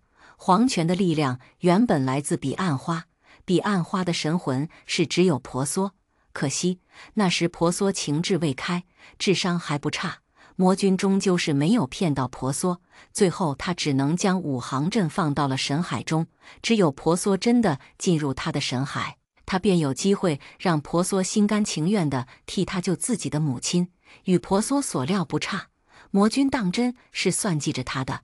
你将所有的都算计得很好，就连太阴星君舍身成人的事情你都算计好了。你的厉害之处并不在于法力，而是你对人心的了解。婆娑顿了顿，你可真无情，在你眼中那些女人只是你的一件工具吗？无论是当初的太阴星君，还是被魔君所骗的4个姑娘，亦或是赵婉婉，不过都是魔君手下的一把利器，她总该有她的位置。魔君不以为然，女人不过是一种调味剂罢了，喜欢的时候可以用用，若是不喜欢了，丢掉便好了。魔君的话成功地惹怒了他娘，所以我也是一种调味剂。威胁，绝对是赤裸裸的威胁。魔君看了一眼婆娑，最后还是放下了自己的身段，向自家老娘讨饶。娘，你别生气呀，你肯定与他们不一样的，你是最好的了，你是最可爱的了。魔君他娘，婆娑他女儿听到这句话，露出了老母亲一般的笑容，这才像话。两人的互动很是自然，却让婆娑产生了一种不真实的感觉，笑得甜蜜的两个人更像是在一场梦，一场编织了无数谎言的美梦。婆娑在两人开心的时候，不小心退到了欢儿身边，她试图摇醒昏睡的欢儿。可这时奇怪的事情发生了，当欢儿睁开眼的那刻，魔君他娘，婆娑刚认的女儿竟然消失了，就连五行阵都消失得无影无踪。场景再次转换，变成了一座茅草屋。婆娑疑惑非常，衰，她现在真的脑子转不过弯了好吗？就在她自以为了解了一切，一切也都能够解释了，可是现在又是怎么个情况啊？谁能出来给她解释一下？你是熟悉的声音，熟悉的语调。果然，婆娑又见到了花儿。与以前低调中的华丽不同，欢儿如今的模样当真是可爱中透着一股子贤惠。她的头发甚至被盘成了妇人髻。婆娑不确定欢儿还记不记得自己，所以只能试探一二了。我只是路过此处，腹中有些饥饿，发现此处有着灶火，便想叨扰一下。若是夫人不方便，在下便告辞了。花儿的神情倒真的像是在面对一个陌生人。没有什么不方便的，姑娘若是不介意，那便进来吧。欢儿还是一如既往的热情好客与单纯。当她见到另一个人的时候，第一反应就是选择去相信他，而不是去怀疑猜忌。这样独特的欢儿，怪不得连魔君都会动心呢。对的，魔君对欢儿动心了。魔君并不像他口中说的那般多情无情，当他的眼睛对上欢儿，总是充满了包容和宠溺，甚至还有几分的爱。虽然那份爱被他隐藏得很好，但在不经意的时候，还是被婆娑给捕捉到了。欢儿大方地端了一盘红烧猪蹄，婆娑也不客气，欢欢喜喜地吃了。婆娑发现茅屋中的摆设与当初的竹屋一般无二。难道魔君与欢儿成亲了，还远离了尘世，干起了隐居避世的活计？可以魔君的性格不像是能做出这种事的人。怀着满心的疑惑，婆娑将猪蹄啃了一个干干净净。当然，婆娑啃猪蹄的速度也是很缓慢的，缓慢到欢儿的夫君从山上打猎回来，眼前的男人平时无奇，看起来就是一个普通的人类，长得不好看，狩猎也只是弄回来一只野兔，比起魔君来，差的不是一点两点的。可这个男人从进门到现在，他的眼睛始终都围绕着欢儿，每次对上欢儿的眼神，他都会露出憨厚的笑容。他的体贴在于每一步、每一个动作、每一个眼神。一个女人所求的，其实不过是一个全心全意爱着自己的男人。欢儿求到了，婆娑暗戳戳地想，失去了娘亲，还失去了喜欢的姑娘，怪不得魔君想要毁天灭地呢。这就是典型的自己不好，还见不得别人的好。夜晚，婆娑以天黑一个姑娘家独自上路不安全为由，留在了花儿的家中。是夜，婆娑趴在窗户上，看着洋洋洒洒落了一地的月光，细细地理清所有的思路。可有些事情越想知道它，就越不容易想到，最后婆娑只能放弃了。外面的人还在等着她，但她心中却是一团乱麻，毫无头绪。她快要被魔君这个小妖精折磨得秃顶了，日后不会与谭渊一样变成一个光头吧？想起谭渊，婆娑的脑子就没有停止过，往事一幕幕的浮现。两个人的相处看似婆娑处处护着谭渊，当然确实是处处护着，如果不护的话，谭渊早就壮烈牺牲无数回了。你在想心上人吗？花儿的声音突然出现在耳边，将婆娑吓得差点从窗户上栽了下来。何时她的警惕性这般的差了，连人走到自己面前都不知道？不，或许不是她不知道，而是她根本就不会察觉。她所见到的一切都是真实的，至少他们都开口与她讲话了。但这或许是魔君自己营造出来的假象。你如何看出我在想心上人呢？你的笑容，你脸上挂着的甜蜜，我隔着好远都能够闻到了。花儿的眼神飘忽，极不自然。我可以问问他是怎样的人吗？你为什么会喜欢他？你爱他吗？到底爱是什么？花儿一股脑地问了许多的问题，婆娑只能一个一个地替他解答。他是个很好的人，他善良，但也有自己的一点私心。不过在大是大非面前，他还是十分坚定的。我喜欢他，大概连我都不知道为什么会喜欢他吧。两个人相依为命，相互扶持，是他教会了我什么是爱，什么是情，也是他让我明白了我一直追求的是什么。大概最初我只是感激他，但是到了后来，我爱上了他。你一定很爱他，你提到他的时候，眼睛都发光了。婆娑倒是一点都不扭捏，大大方方地承认了自己的感情。是，我很爱他，我想要和他在一起一辈子。只要每日看着他，我便很高兴。就算是粗茶淡饭，平平淡淡，我也要和他待在一起。他一定也很爱你。对，他很爱我，我一直都知道他很爱我，就像我爱他一样爱着我。欢儿垂下眸子，语气中充满了惆怅和悲凉。你们彼此相爱，彼此信任，你们的感情真的很好。你与你相公也是彼此相爱，彼此相守，看得出你爱他，他也很爱你。欢儿直直地盯着婆娑，弄得婆娑颇为奇怪。怎么了？我脸上有什么奇怪的东西吗？欢儿收回目光，你从何看出来？你的眼神，你知道的，一个女人爱着一个男人的时候，从她的眼睛中总是能够看出点什么的。你对你相公的感情都在你的眼睛中了。欢儿微微一笑，那你还知道些什么？婆娑目光一滞，但仅仅只是一瞬，便恢复了正常。我知道的事情不多，你们都快将我弄晕了，但我可以听听你的故事。天色不早了，早点休息吧。看着欢儿远去的背影，婆娑无奈地叹了一口气。看来他还是没有取得欢儿的信任。床榻收拾得很干净，甚至还有一丝阳光的味道，温暖非常。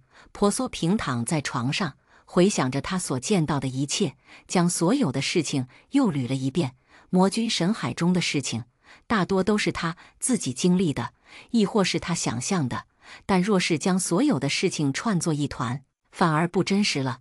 想不通的婆娑懊恼地将脑袋闷在了枕头中，枕头的味道清清淡淡，甚是好闻，好似是竹叶的味道。竹叶，魔君与花儿曾经生活的地方便是竹林。婆娑赶紧盘腿而坐，双眼紧闭。他的四周出现了红色的光芒，将他整个人都包围在里面，温柔而恬静。魔君构建的神海意识很强烈，但并不是坚不可摧，只有更强大的意志才能够在这层坚韧的外壳找到一丝的缝隙。好在婆娑本身的坚强，正直让他能够在魔君的神海中红游荡片刻。他看到小时候被母亲带领的魔君，善良、勇敢、正直，为了他们的兽族的荣耀而战斗。但是随着母亲的陨落，他到了父亲的身边。可惜父亲并没有教他什么是宽恕，而是让他对万物产生了恨意。少年在每日的仇恨灌输下，渐渐地忘记了母亲曾教给他的一切。他所记得的只有仇恨，只有毁灭。婆娑亲眼看着少年一步步地走上父亲想让他走的道路，他变得冷酷无情。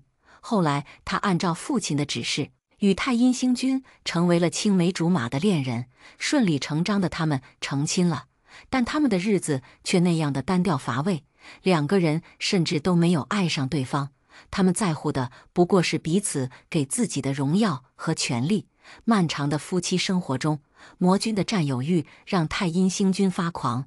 她是个美丽的女人，她自然不甘心她的美丽只被一个人看见，她要全天下都为了她臣服。所以她盗取了魔君千辛万苦找到的月珠，飞上了月珠，成为了月宫的主人。而魔君又岂能忍受女人的背叛呢？他一路追到月光，将月宫中的人几乎是屠杀殆尽。对他而言，太阴星君的背叛是他作为男人的耻辱，也是他作为魔君的痛脚。一个连女人都管束不住的男人，又岂能统领魔界呢？但在月宫，他碰到了欢儿，一个为了月宫众人用自己娇小的身躯挡住魔君的人，就如同他的母亲一样，为了兽族的荣誉，坚强地站在了众人的前面。欢儿的坚持无畏，与母亲的样子渐渐地重合。他忘记了几万年的母亲再次出现在了他的脑海，他动了恻隐之心。他放过了月宫的人，但却将他们驱逐到了蛮荒之境。他那漂亮的妻子想要拥有众人疯狂的追逐，他又怎会让他如愿呢？就连魔君自己都不知道为何要将欢儿带到魔界，或许是因为欢儿让他想起了他的母亲。欢儿与太阴星君的功利性不同，他每日都很快乐，无论是花开的瞬间，还是细雨滴落在他的脸上，亦或是他看到了别人友好的笑容，他总是能找到让他开心的事情。有的时候，开心真的能够感染到另一个人。渐渐的，魔君想起了母亲曾经的教诲，他记得他也曾因为花开而高兴，他也曾拥有与欢儿一样的快乐。但是仇恨蒙蔽了他的双眼，他的一切都随之改变。他也欢儿成亲是顺理成章的事情。天知道，欢儿根本没有喜欢上这个阴恻恻的魔君。当然，欢儿的心思魔君一清二楚。可是世界上没有人可以拒绝他，不是吗？他用了很长的时间让花儿去同情他，去可怜他。他需要花儿的善良，只有那份真诚无瑕的善良，才能时时刻刻地让他记得，他也有一颗心。两个人的亲事并没有多少的人知道，他甚至带着花儿隐居在了竹林中。花儿还是一副没心没肺、善良单纯的模样。如果说魔君是黑暗，那么花儿就是一束光，无数次地拯救了他，给了他一点希望，给了他一个仁慈的理由。但突然间出现了一个女人，一个让他迷恋不已的女人。就连他自己都说不清楚为什么会迷恋上这样的一个女人。那个女人的名字叫做赵婉婉。赵婉婉拥有绝顶聪明的脑袋，她若是想要迷惑一个人、一个神、一个魔，几乎只是眨眨眼的事情。每当魔君察觉到她的疯狂后，赵婉婉漂亮魅惑的眼睛一转，魔君又开始沉迷于女色。时间久了，魔君自然发觉到了不对劲的地方，他开始愧疚，那是对花儿的愧疚。但让他没有想到的是，欢儿并没有因为他的见异思迁而难过，反而他每天都快活得很，他依旧没心没肺地活着。魔君心中就像是有了一团火，上上下下地折磨着他。他故意带着赵婉婉在花儿的面前找茬，两个人也是异常的亲热。可惜花儿不但没有吃醋，甚至欢欢喜喜地接纳了赵婉婉，甚至对赵婉婉比对他还要好。无论他是不是魔君，都不能够接受自己的女人对自己的冷漠。他像个孩子一样与花儿赌气，他甚至1个月都没有去见花儿，为的就是花儿能乖乖地低下他那漂亮的头颅，向着他道歉，向着他忏悔。可惜事与愿违，花儿始终没有来找他。或许赵婉婉给了他刺激，但只有花儿才能够给予他想要的平静。因此他放下了魔君的身段去找他。让他意外的是，原来不仅仅只有他一个人见异思迁。当他见到花儿与另一个男人说说笑笑，妒火中烧，他是个男人，自然能够看得出那个男人对花儿疼惜和爱怜。没有一个男人能够受得了这样的侮辱，更何况他还是魔君。抢女人如同抢粮食，不能忍，绝对不能忍。可当他抬起手想要杀了那个男人的时候，花儿毅然决然地挡在了那个男人的面前，漂亮的小脸满是坚定。他问他：“你清楚你在做什么吗？”花儿的脸色迟疑了片刻，她的脸色有些发青，慢慢地变成了黑色，白嫩嫩的脸蛋一时间五彩缤纷。她迟疑地看了看魔君，又看了看那个男人，像是吃了一口大葱一样，又变成了满脸的苦相。我清楚自己在做什么，我在救你，也在救自己。魔君的脸色变得相当的难看，甚至比花儿的还要变化多一点。救本君，你可真会说笑。花儿认真，我没有说笑。他将那个男人推到了魔君的面前，无比的严肃。他就是你，你就是他，我是在救你。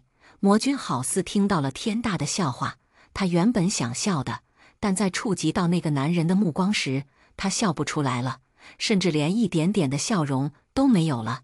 因为他发现那个男人有着与他一样的灵魂，一样的记忆。他闭上了眼睛，强忍住骂人的冲动，温柔地问道：“这到底是怎么回事？”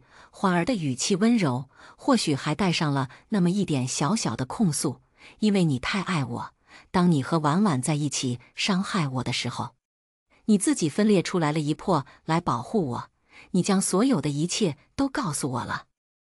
原来你也在做挣扎呀，我还以为你是真的不要我了。魔君闭了闭眼，又睁开了眼，再次闭了闭眼。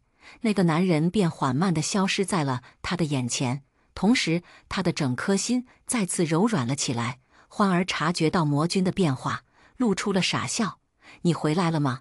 魔君将欢儿抱在怀中，闻着她身上清香的气味，他的胸膛被甜蜜充斥得满满的。或许他是真的爱上了眼前的这个女人，这个给予了他温暖，将他从悬崖峭壁拉回来的女人。但让他觉得生气的是，这个女人并没有作为人妻的一点自觉，仍然不停地在向他夸奖赵婉婉的好处。他十分的怀疑，赵婉婉是来勾引他的，还是来勾引他的？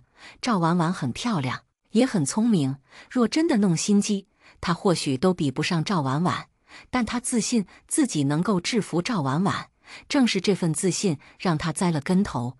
当赵婉婉将五行阵地到他面前时，他还是没有掩饰住自己的震惊。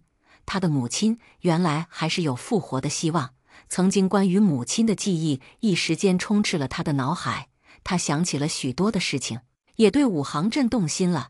但最后他还是放弃了五行阵，因为五行阵需要付出的代价他承受不起。他该知道的，赵婉婉一计不成，自然会找其他的办法，但他实在是太过自大了。所以当他看到欢儿摆起来的五行阵时，他的愤怒差点让他撕碎了赵婉婉，但欢儿阻止了他。欢儿总是能让他静下心来。欢儿知道他对母亲的感情，真是因为知道，才会格外的疼惜。欢儿握着他的手，坚定无畏。如果我能够换回你的娘亲，我愿意去试一试，我愿意去为了你试一试。他回握住欢儿的手，那双手软绵绵的，却给了他无限的力量，也给了他意想不到的信任和相信。我已经有你了，若是用你去换母亲，母亲定然不会高兴，而我也将永远生活在愧疚中。你忍心吗？欢儿当然不忍心，因此他放弃了想让自己去拯救另一个的想法。他们的生活也恢复了往日的平静和安宁。看到一切的婆娑在心中想到，或许魔君也并非不是那样十恶不赦之人，他也有自己的软肋和安宁。你看够了吗？魔君的声音在婆娑身后响起，将婆娑吓了好一跳。婆娑如果是一个猫，他一定会狠狠地在魔君俊俏的脸蛋上留下些印记。但婆娑不是一只猫，反而它有着良好的修养。它像是一只被主人捉包的小狗一样，羞愧地低下了脑袋。我其实只是好奇，真的不是故意的。魔君，你不是故意的。在魔君上扬的语调中，婆娑更加的羞愧了。好吧，我是故意的，真的对不起。但我需要找到你这般痛恨世界的缘由。我想救外面的人，也想要救你，请你给我一个机会。若不是看到魔君的过往，婆娑或许不会这样的客气，甚至去征求魔君的意见。可世界没有如果，没有时间倒退的可能性。他还是看到了，他看到了魔君的脆弱和善心。魔君的善良或许只是转瞬即逝的昙花，能见到他的人少之又少，但却不能够否认他。哦，你倒是让本君很是意外啊！你想要救本君，不觉得自己太不自量力了吗？本君做了那么多在你们看来不可饶恕的错事，你可别忘了，我是一个彻彻底底的大坏人呐！莫非就凭你刚才看到的那样，你就想救我？你可真是善良的可怕。魔君就像是一个恐吓小孩的大坏蛋，用恶劣的语言去吓婆娑。可惜婆娑并没有被他给恐吓住，相反，他还很同情面前的这个男人。就算是为了花儿，我也会救你。魔君，救人即是救己。魔君好似听到了天大的笑话，他眼角肆无忌惮的嘲讽让婆娑有些伤心。他本是好意，但在魔君看来却不是那般的好了。可笑，本君需要你救吗？快点收起你那虚伪的慈悲心，你脸上的表情几乎让我作呕。婆娑表示收到了来自魔君的语言暴击，我真的只是想救你，够了。显然魔君不想再听婆娑的絮絮叨叨了。既然你自己找死进了本君的神海，本君若是不杀了你，岂不是对不起你这愚蠢的决定？当然，魔君的法力很高，尤其是在他的神海中。没有人能够胜得过他。若是他起了杀心，婆娑必死无疑。但婆娑会是那么没有准备的人吗？魔君不可置信地看着婆娑手中散发着蓝色光晕的珠子。月珠，你是怎么拿到它的？婆娑长长地叹了一口气。花儿就是月珠，对吗？真正的五行镇只需要冥界、黄泉、月宫、北海之巅、魔界5处的力量各取其一，最后只需要这5处任意一处的力量，用生命当作献祭，便可以救出你的母亲了，对吗？你是怎么知道的？魔君想了无数的可能，甚至阴谋论了好一番。他将所有可能的、弯曲的、绕得人脑袋发晕的因果都快速地串联了一遍。但当他听到婆娑的解答，他的呼吸甚至漏了一拍，只因为婆娑的回答太过简单粗暴了。花儿的眼珠是蓝色的，我也曾见过腾蛇使用月珠，自然知道月珠的法力是代表着自由和信念。与花儿几次相处，花儿给我的感觉便是这样。而我在魔君神海中所见所闻都是神君的自我意识。当我见到五行阵，并且用五行阵救了我家怪女儿的时候，我就猜到了五行阵真正的用法，是本君疏忽了。婆娑心中小人又开始乱跑，夭寿了。魔君竟然会承认错误，他是不是出现幻觉了？魔君脸色一青，咬牙切齿道：“把你心中那夸张的不切实际的想法给我收一收，要不然我就对你不客气了。”婆娑乖乖地闭上了嘴，但内心活动却一点都不少。他心中的小人又开始乱跑，夭寿了。魔君威胁人了，简直太过分了。越喊越伤心的小人开始大哭起来。魔君的脸色这下真的与黑锅底没有什么区别了。他大吼：“不要再想了！”婆娑一愣，婆娑心中哭得伤心的小人也一愣。他们2个同时用疑惑的眼神看着魔君。我其实也不想这样想的，但我真的控制不住啊。表面上去看婆娑长得美艳异常，但其实是个十分温柔守礼的姑娘。如果再靠近一点点，就会发现这个温文尔雅的姑娘面皮低下有一颗异常活跃的心。她越是一本正经的时候，心中的脑洞则越是夸张。若是一般人见着了，一定会诧异于她的这种表里不一。谁又能想到这个温柔腼腆，有时还有点小娇俏的姑娘，心中有那样一个萌哒哒的小人呢？大概知道这件事的，只有谭渊了吧？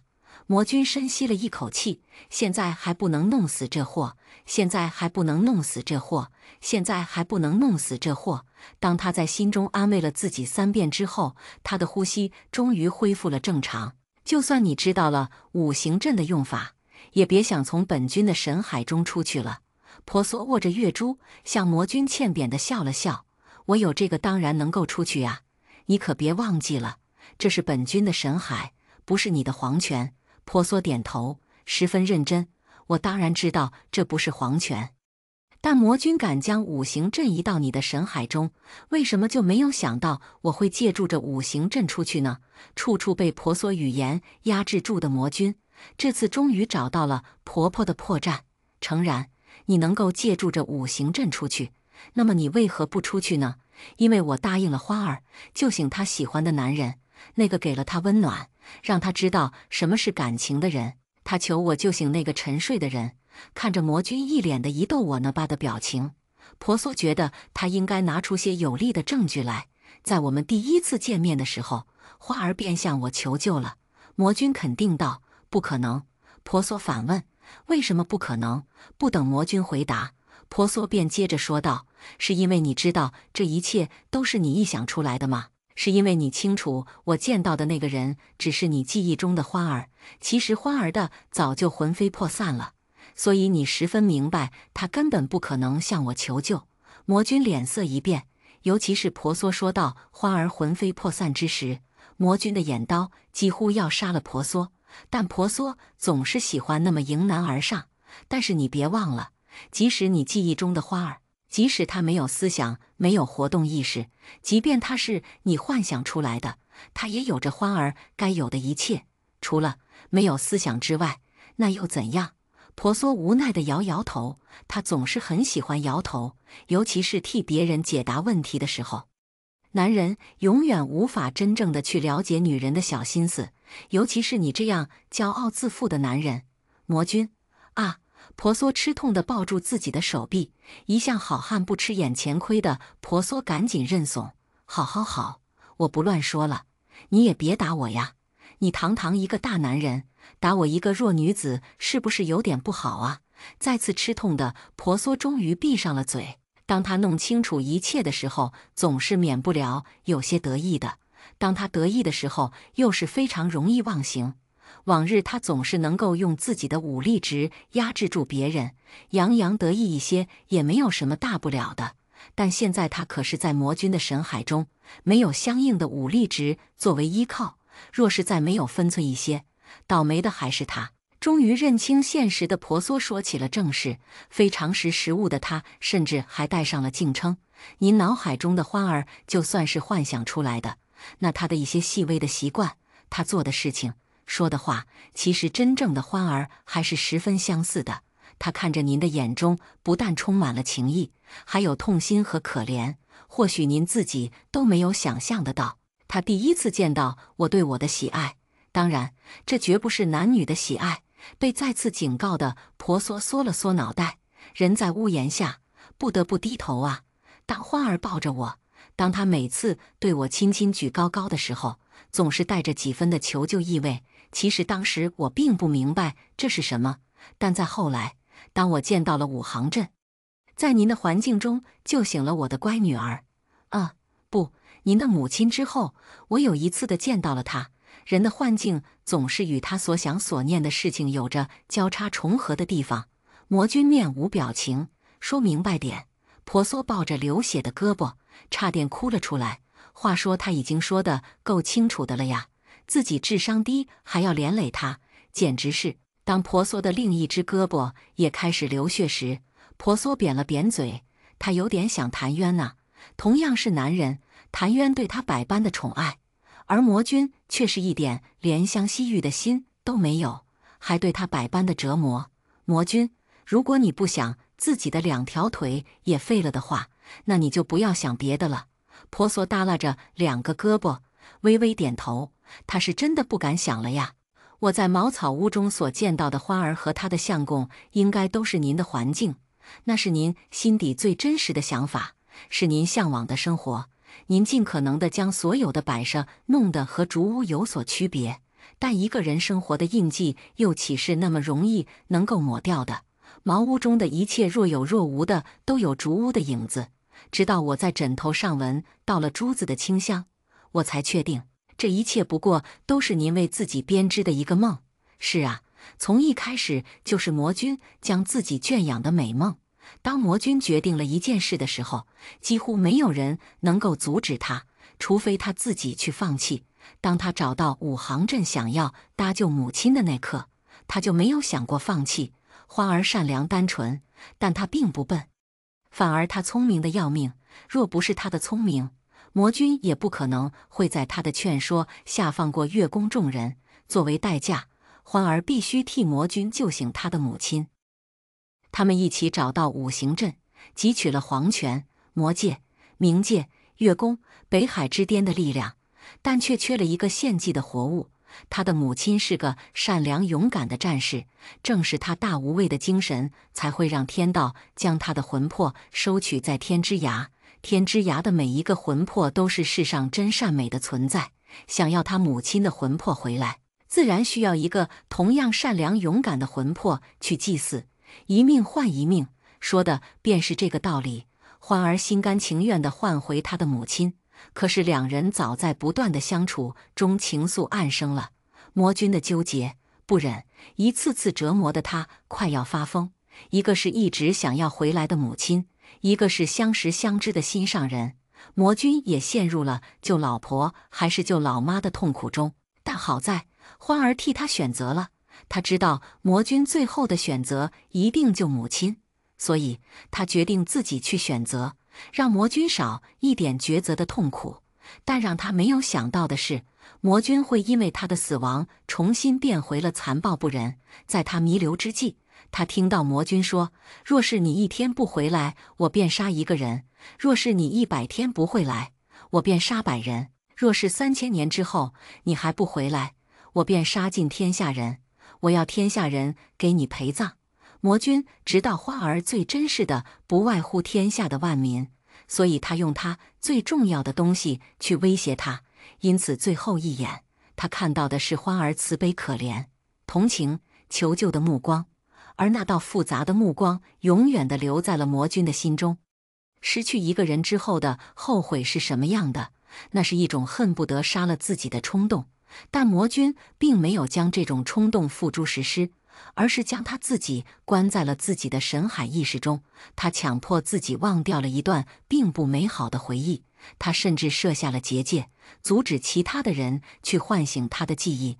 在他的意识中，他却记得杀尽天下人的誓言，那件事被他当作神圣的使命。他的残暴比以前更甚，以至于他失去了心中唯一一点的善良。他所记得的只有无尽的杀戮，但在他的神海中，他企图改变那个悲伤的过往，因此才有了婆娑发现五行阵的一幕。潜意识中，魔君希望牺牲的那个人是别人，而不是他的心上人。他在神海中让自己的心上人一日复一日地忘记曾经经历的不愉快的事情。他想要他只记得他，可他始终忘不了欢儿消失时最后一个眼神的悲凉。他无数次地抹去欢儿的记忆，希望欢儿不要用那种眼神再看着他。他的愧疚、难过、伤心一次地折磨他，不但折磨着他的人，更折磨他的心。所以当婆娑进到他的神海世界，想要带他离开的时候，他产生了抗拒的心理。即使是现实中的魔君想要杀掉婆娑，绝不是一件简单的事情，更何况是神海中有着良善之心的魔君呢？所以他设下结界，想要将婆娑永远地困在他的神海中。他在逃避，他宁愿自己在无尽的幻境中痛得沉沦，也不愿意出去面对没有花儿的现实。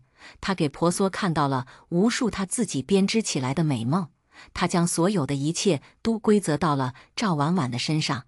在他自己编织的梦中，是赵婉婉找到了他，并且找到了五行阵。赵婉婉为了自己争霸天下的野心，想要复活魔君的母亲为他所用，所以赵婉婉残忍地杀害了花儿，但他却一点都未察觉。因此他陷在自己的悔恨中无法自拔。而婆娑强行探入魔君的神海，看到的真是这一段记忆。或许这是一段并不怎么美好的记忆，但将所有的罪过推到赵婉婉的身上，无疑给魔君自己减轻了许多的愧疚感。这个男人用最愚蠢的方式选择了逃避，但随着婆娑的讲述，这段让他无法接受的过往又血淋淋地剖析到了他的面前。为什么？你为什么又让我想起来？魔君瞪着婆娑怒吼，显然这是一个不敢面对却不得不面对的懦夫。他甚至情绪激动地说他那高贵的自称。婆娑皱眉，他自从进到魔君的神海，不知道已经皱了多少次眉了。婆娑见过很多的男人，但没有一个男人犯了错误之后却选择逃避的。婆娑从心眼中为花儿不值，他喜欢上了一个懦弱无能的男人，前期靠母亲，后期靠老婆，等到真正该是他去面对的时候，他却选择了逃避。他宁愿将所有的事情都怪罪到一个无任何干系的赵婉婉身上，却不愿意自己去面对曾经做过的事情。你是一介之主，难道你要自己一辈子都沉浸在痛苦的回忆之中吗？你难道要让天下的百姓为了你的一己之私付出他们的生命吗？魔君，不要逃避了，出去面对。数万年前，你失去母亲的时候选择了逃避；数万年后，你失去心上人的时候还是选择逃避。你难道一直要做个懦夫吗？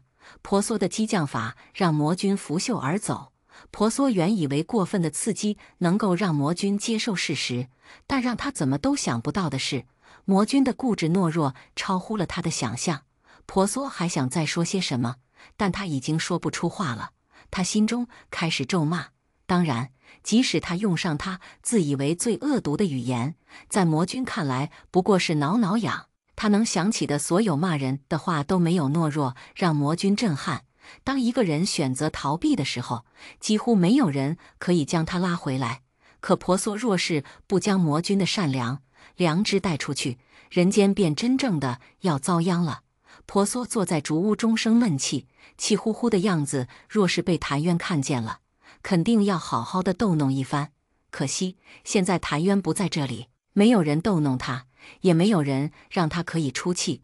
婆娑气够了，只能趴在桌上想办法。当他想不出办法的时候，脑海中蹦出的总是谭渊。如果谭渊在他身边，一定会轻轻地将他抱在怀中，用他认为最轻柔的语言安慰他，而他总是会在他的安慰中静下心，想出完美的办法。哼，可惜现在谭渊并不在这里，他现在真的好像谭渊呐。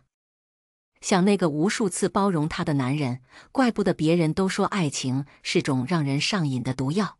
当一个人对他产生的依赖性，想要再放弃的时候，就真的很难了。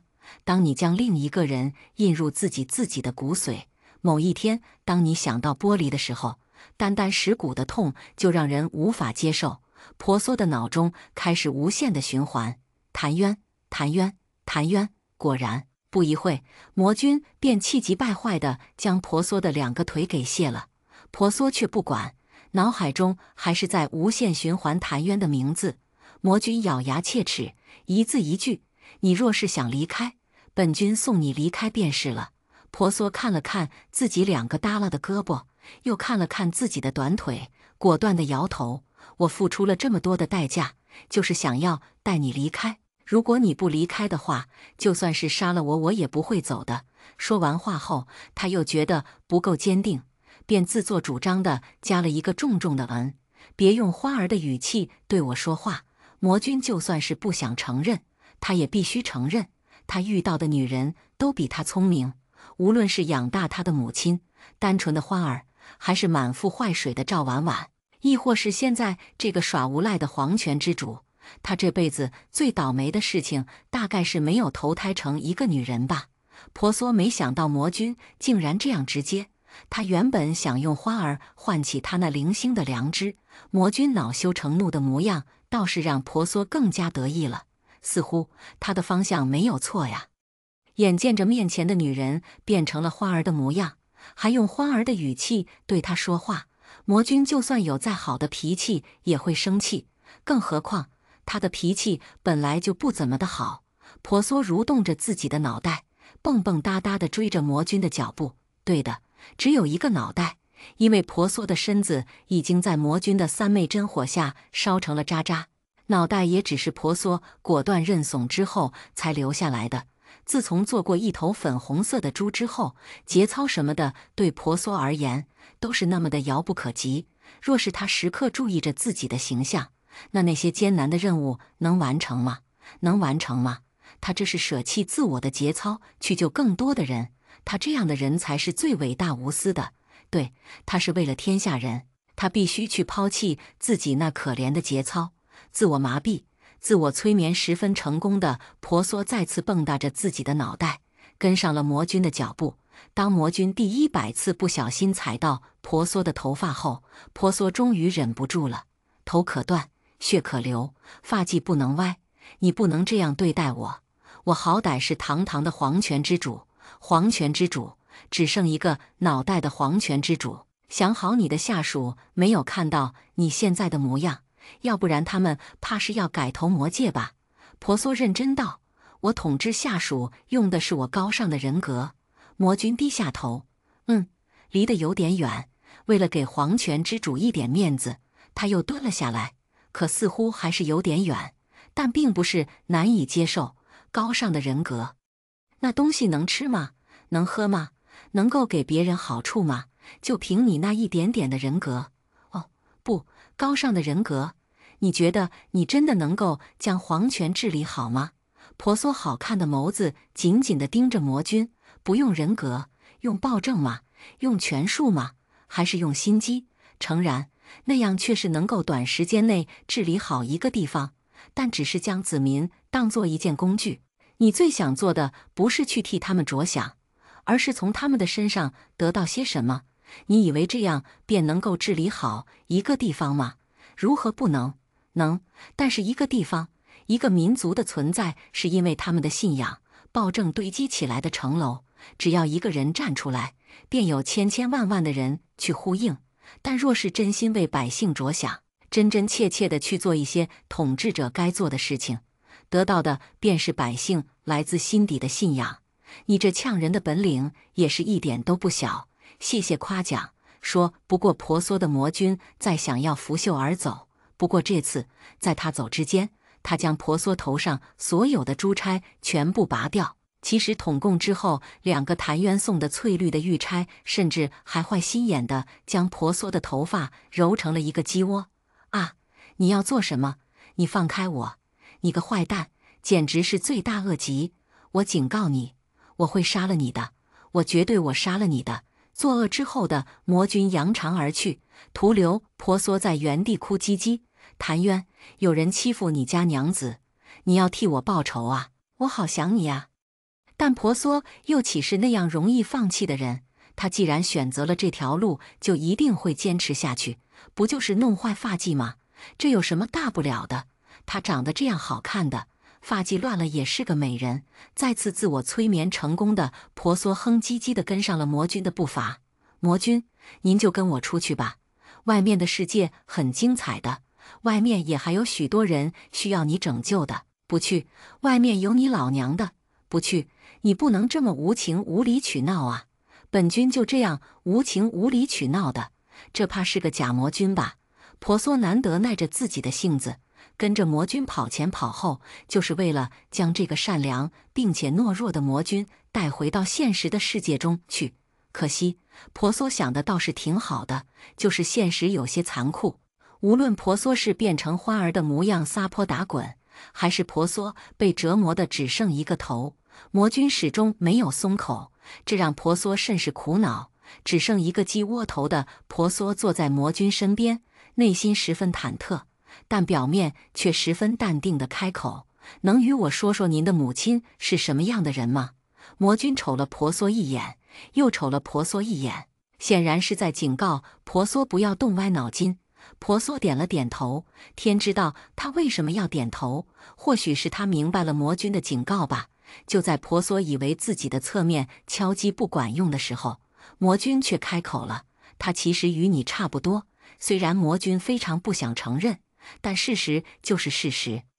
他善良勇敢，是兽人一族的英雄，他带领着大家去反抗，他是第一个站出来的兽人。他有着令人信服的领导力，他是兽人族的信仰。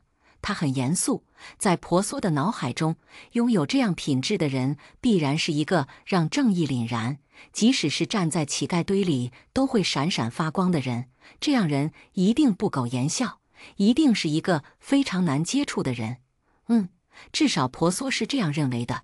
但想到魔君幻境中被他救醒的小女孩，他觉得或许大概可能凡事有个例外吧。严肃，魔君差点都要哭了。一个残忍到把自己的儿子打扮成女孩子的人，配得上严肃这2个词吗？简直就是子啊，侮辱那2个词的。是的，魔君的母亲是一个致力于将自己漂亮的儿子打扮成小姑娘的家伙，甚至在魔君小时候的几百年里面，就连他自己都以为自己是个小姑娘。如果不是和同族小姑娘一起撒尿，2个人进行了生命起源的探讨，他可能一辈子都不知道自己其实是个带把的小姑娘。那件事情一直是魔君的一个噩梦。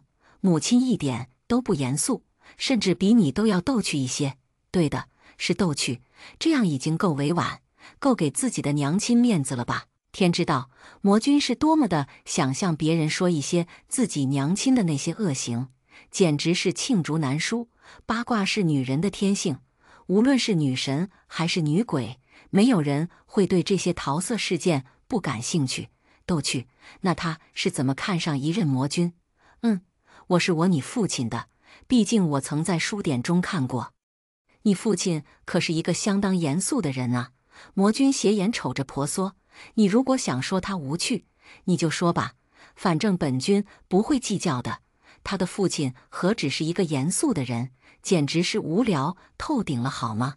至于他的母亲为什么看上他的父亲，大概也许可能是因为他的父亲长得好看吧。而他的母亲是个十足十的看脸的灵兽。当他每天听着母亲是怎样英勇的上了他的父亲，是的，你没有听错，世上他的母亲上了他的父亲，并且有了他之后，他的恋爱观不知道歪到了哪里。魔君严重的怀疑，他2次失败的爱情都是因为他母亲的教导不善导致的。魔君的表情很僵硬，僵硬到戳他一下，他的脸部表情大概也不会改变的那种。饶是脑洞开到9重天的婆娑也不会知道，魔君严酷的外表下有一颗被自家老娘摧残了无数遍的小心心。若是婆娑知道，那他一定做梦都会笑醒的，好吗？这不就意味着以后魔君只要想作乱，拉着他家老娘出来溜一溜不就好了？可惜现在婆娑还不知道，但依着婆娑察言观色的能力，婆娑早晚都会知道的，好吗？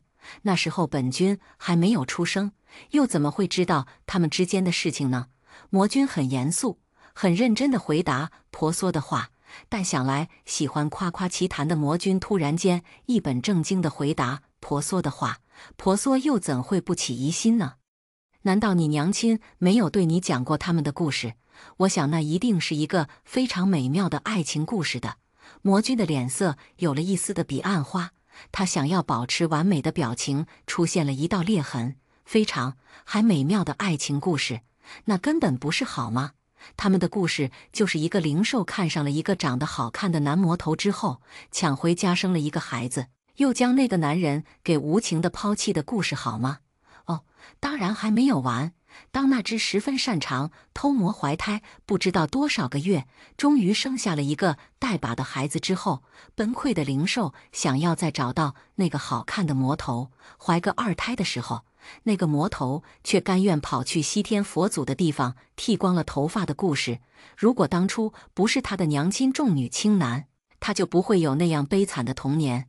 如果当初不是他那不负责任的父亲一走了之，没有给他的母亲生2胎的机会，他就不会有那样悲惨的童年。你真惨。魔君看了看婆娑，眨了眨眼，又看了看婆娑。当他第100次眨眼后，还是看到了婆娑同情的样子，那眼神仿佛在说：别怕，小可怜，奶奶在这里。我刚才把所有的话都讲出来了吗？看，魔君很紧张，他紧张的甚至忘记了他那高傲的自称。没有，刚才你什么都没有说。怎么可能？刚才你可是什么都说了呀。但婆娑好歹是被魔君叫过奶奶的人，他觉得他还是有必要维持一下他可怜的大孙子的面子的。魔君，可是你的表情明明在说，你个愚蠢的大孙子，你刚才可是把什么都说了。魔君的表达十分的绘声绘色，甚至还带上了一定的肢体动作，将婆娑的心理活动描写得十分到位。好吧，刚才你什么都说了。魔君的表情有些皲裂，他的脸有点疼。婆娑想了想，又说道：刚才你将老娘抢老爹生子，还有你小时候被当作小女孩几百年的事情都说了。魔君，你一定听过人间有一个词语叫做杀人灭口。婆娑一脸冷漠。我听过，但我保证在你杀了我之前，我会让世间上所有的人都知道魔君其实是个喜欢花裙子的男孩子。最后魔君还是没有受婆婆的威胁，并给了婆娑致命的一击。可怜的婆娑原本还有个鸡窝头能够蹦跶蹦跶，但转眼连鸡窝头都没有了，因为她的身子已经被魔君轰成了渣渣，她只剩一缕灵魂跟着魔君了。时间是个十分奇怪的东西，它总是有着神奇的魔力，让人们遗忘一些东西，让人们习惯一些东西。所以当婆娑第101次试图挑战魔君的底线时，他只是无奈地叹了叹气，并未像往常一样将婆娑轰成渣渣。婆娑其实并不是一个喜欢为难魔的人，而是不得不为难啊。无论是大义凛然的婆娑，还是摆弄心机的婆娑，无非是想要魔君回到现实的世界中。经过婆娑多番调查，其实是明摆的事情。婆娑终于知道魔君的死穴，无非是欢儿的消亡，让魔君失去了对世界的信心。欢儿的本体是月珠，但在他一命换一命救了魔君老娘的那刻，月珠与他已然分离了。婆娑就算是找到月珠，也救不了欢儿。为了心上人伤心难过的魔君，连自己的老娘都忘记了。但是魔君却是一个非常怕自己老娘的魔。如果能将魔君的老娘召唤出来就好了。你找我有什么事吗？婆娑看着突然出现在眼前的小姑娘，有些迟疑地问道：“你是魔君的娘亲？”小姑娘眨了眨她那棕色的眸子，萌哒哒的模样，让婆娑忍不住将人抱在怀中，亲了好几口。小女孩也没有挣扎，而是乖巧的让婆娑这个怪阿姨蹂躏，让人你喜欢我十分的高兴。婆娑自认为自己挺会对女孩说甜言蜜语的，但是一遇上魔君的娘亲，婆娑才发现自己不过是个小虾米。因此从两人见面到现在，魔君的老娘已经说了3刻钟的甜言蜜语了，而且还不带重样的。单单就婆娑的眼睛，他就夸了1刻钟的时间，当然其中包含了许多少儿不宜的夸奖，直将婆娑说得面红耳赤。婆娑赶忙制止了小姑娘要夸她嘴巴的冲动。等等，现在我们来讨论正事。你可以告诉我，你为什么会在这里？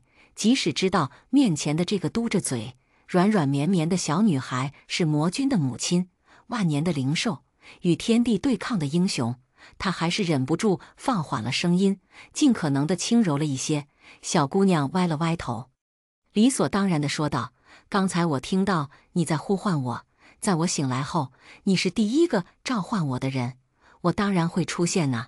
更何况这是我儿砸的神海，我想进来的话是十分容易的。”婆娑挑眉：“就这么简单？好吧，就这么简单。有的时候事情总是简单到让你意料不到。你难道不知道这段时间你儿砸做的那些坏事吗？”小姑娘扁了扁嘴：“刚才进到儿砸神海的时候，我就发现了，都是我教子无方。”当一个才到你腰侧的小姑娘一本正经地感叹自己的过错时，别人该有什么反应？如果是胆子小的人，一定会被吓尿的；如果是脑洞大开的人，不知道会补出什么样的宅斗话本；如果是皇权的主人呢？只会一脸懵逼。这其实怪不到你。婆娑调整了一下自己一脸懵逼的表情，实在是不忍心小姑娘的自我谴责，开口安慰道。小姑娘丝毫没有自觉地说道：“我知道，我刚才只是谦虚一下。”婆娑，小姑娘蹭了蹭，蹭到了婆娑的怀抱中，埋胸。小姑娘的声音闷哼哼的，听起来不太真切。“你长得可真好看，可惜你是女的。如果你是男的话，我一定会嫁给你，我们2个一定会有个非常乖巧的女孩的。”婆娑脑补了一下小姑娘所说的场景，整个人都有些不好了。他觉得他还是很有必要打断一下小姑娘美好的向往的。所以在你醒过来的这段时间，你根本就没有去管过你的儿砸。为什么？小姑娘不好意思地挠了挠头。原因很简单，我那心机的儿砸找了一些美男子，说是弥补我这沉睡期间的遗憾，让我带着美男子去游山玩水了。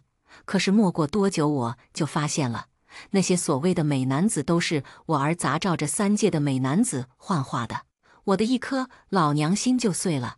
婆娑毫不犹豫地揭穿小姑娘：“其实你并不是伤心你儿砸骗了你，而是因为那些美男子都不属于你才伤心的吧？”小姑娘白嫩的脸蛋红了红，又红了红，最后终于变成了一个大苹果。揭穿别人的小心思是十分没有品的行为。婆娑现在可不想讨论什么有品没品的问题，她最关心的还是怎样将魔君带回到现实。“你可以帮我让魔君回到现实中吗？”小姑娘眼睛亮了亮。“我的好处呢？你想要什么？”小姑娘眼珠灵活地转了转，显然是想了一肚子的坏水。在我儿砸给我变的美男子中，有一个叫做卞凡的，长得倒是挺好看的。如果他能让我接一下种，我会十分乐意帮你这个忙的。没问题，把卞凡嫁给你都没问题。话说，婆娑你这样没有节操的将卞凡给卖了，他会哭的。小姑娘得到婆娑的保证，非常开心的继续埋凶。好，我们就成交了。如果让我发现你骗了我，我会打你的腰。婆娑表示自己真的有点怕怕，但还是要保持微笑。好，这件事包在我身上。小姑娘拍了拍胸脯，也保证道：“你放心，我儿砸的事情，我也一定给你办得漂漂亮亮的。谢谢你。不过下次你保证的时候能够拍自己吗？”小姑娘赶紧收回自己的咸猪手，对着婆娑吐了吐舌头，眼中金光闪过。这一刻，婆娑不但替卞凡上了一炷香，还替魔君上了一炷香，希望佛祖能够保佑一下他们两个吧。小姑娘对待自家儿砸的方法简单粗暴。当小姑娘拿着藤条的时候，婆娑还有些疑惑，但看到小姑娘拿着藤条猛抽魔君的时候，婆娑意外地觉得好爽。可见这段时间魔君将婆娑折磨得有多惨，就连向来心软的婆娑都夹带了几分私怨。这是小姑娘暴怒的声音：“老娘走的这些天，你居然长得这么歪了，简直是气煞我也！老娘今天不将你好好的教育教育，就不是你老娘。”这是魔君讨饶的声音：“娘，你放过我吧，我不是故意的，我真的不是故意的。娘，好疼啊，我是你儿子，你亲儿子啊！”这是藤条抽在魔君身上的声音：“咻咻咻咻咻！”这是吃瓜群众婆娑吃瓜的声音：“好吃，好吃，好看，好看，真好看！”魔君破罐子破摔：“娘，你就算打死我，我也不出去。在这里的时候，我还能见到花儿，可我一旦离开，这辈子我都别想见到花儿了。”小姑娘停下手中的动作，冲着婆娑抛了一个媚眼：“谁是花儿？”婆娑扔到手中的西瓜皮，天知道她哪里来的西瓜，开始绘声绘色，添油加醋地将花儿的事情向小姑娘讲述了一遍。小姑娘一脸深沉的思考，似是想通了什么。小姑娘扔掉了手中的藤条，扶起了魔君，就像个老母亲一样。如果能够忽略掉她那稚嫩的脸庞和只到魔君大腿处的身高，老母亲的模样就更加的完美了。小姑娘似乎也意识到了自己威严的缺失，小姑娘的身形不断的拔高，直到高处魔君一个头，她才停下了自己疯长的身体。魔君咽了咽口水，婆娑咽了咽口水，两个人面面相觑，似乎都在等待对方开口。最终还是魔君没有忍住：“娘，下次变高的时候，能麻烦你将其他的地方变一下吗？”小姑娘低头看了看自己的身体，十分的完美。如果能够忽略那1丈高的脖子，就更完美了。这些都是小细节，不要在意。小细节。婆娑再次为卞凡哀悼。看来以后卞凡的生活要充满无数这样的小细节了。小姑娘像个老母亲一样摸了摸魔君的脑袋：“官儿砸，为了心爱的人去死，去疯狂，去封闭自己，其实很简单，但为了心爱的人活才是最难的。”魔君忍不住反驳道：“可我现在活得挺好的，将自己沉浸在一个并不真实的世界中，一味的逃避就是活得挺好的吗？”小姑娘打断自家儿砸的插话，开始了自己的长篇阔论：“官儿砸，你喜欢的那位欢儿姑娘是个好女孩，她所希望的并不是你因为她的死亡消沉，她最希望的就是看着你好好的活。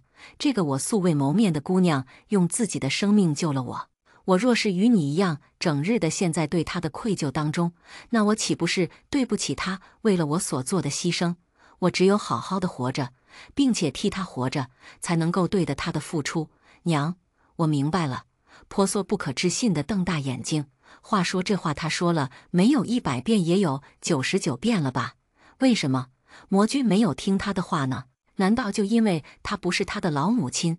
看来安慰这个东西，有的时候还要注意安慰的人选呢，不能毫无差别的什么人都能上啊。时间停顿，逐渐消失，魔君的意识渐渐清醒。当他恢复能力的那刹，蜀山长老怕是一个都活不了了。然而这个时候，奇怪的事情发生了，魔君一个踉跄，竟然打偏了。蜀山众长老终于侥幸活了下来，而另一旁袭击谭渊的赵婉婉也刺偏了。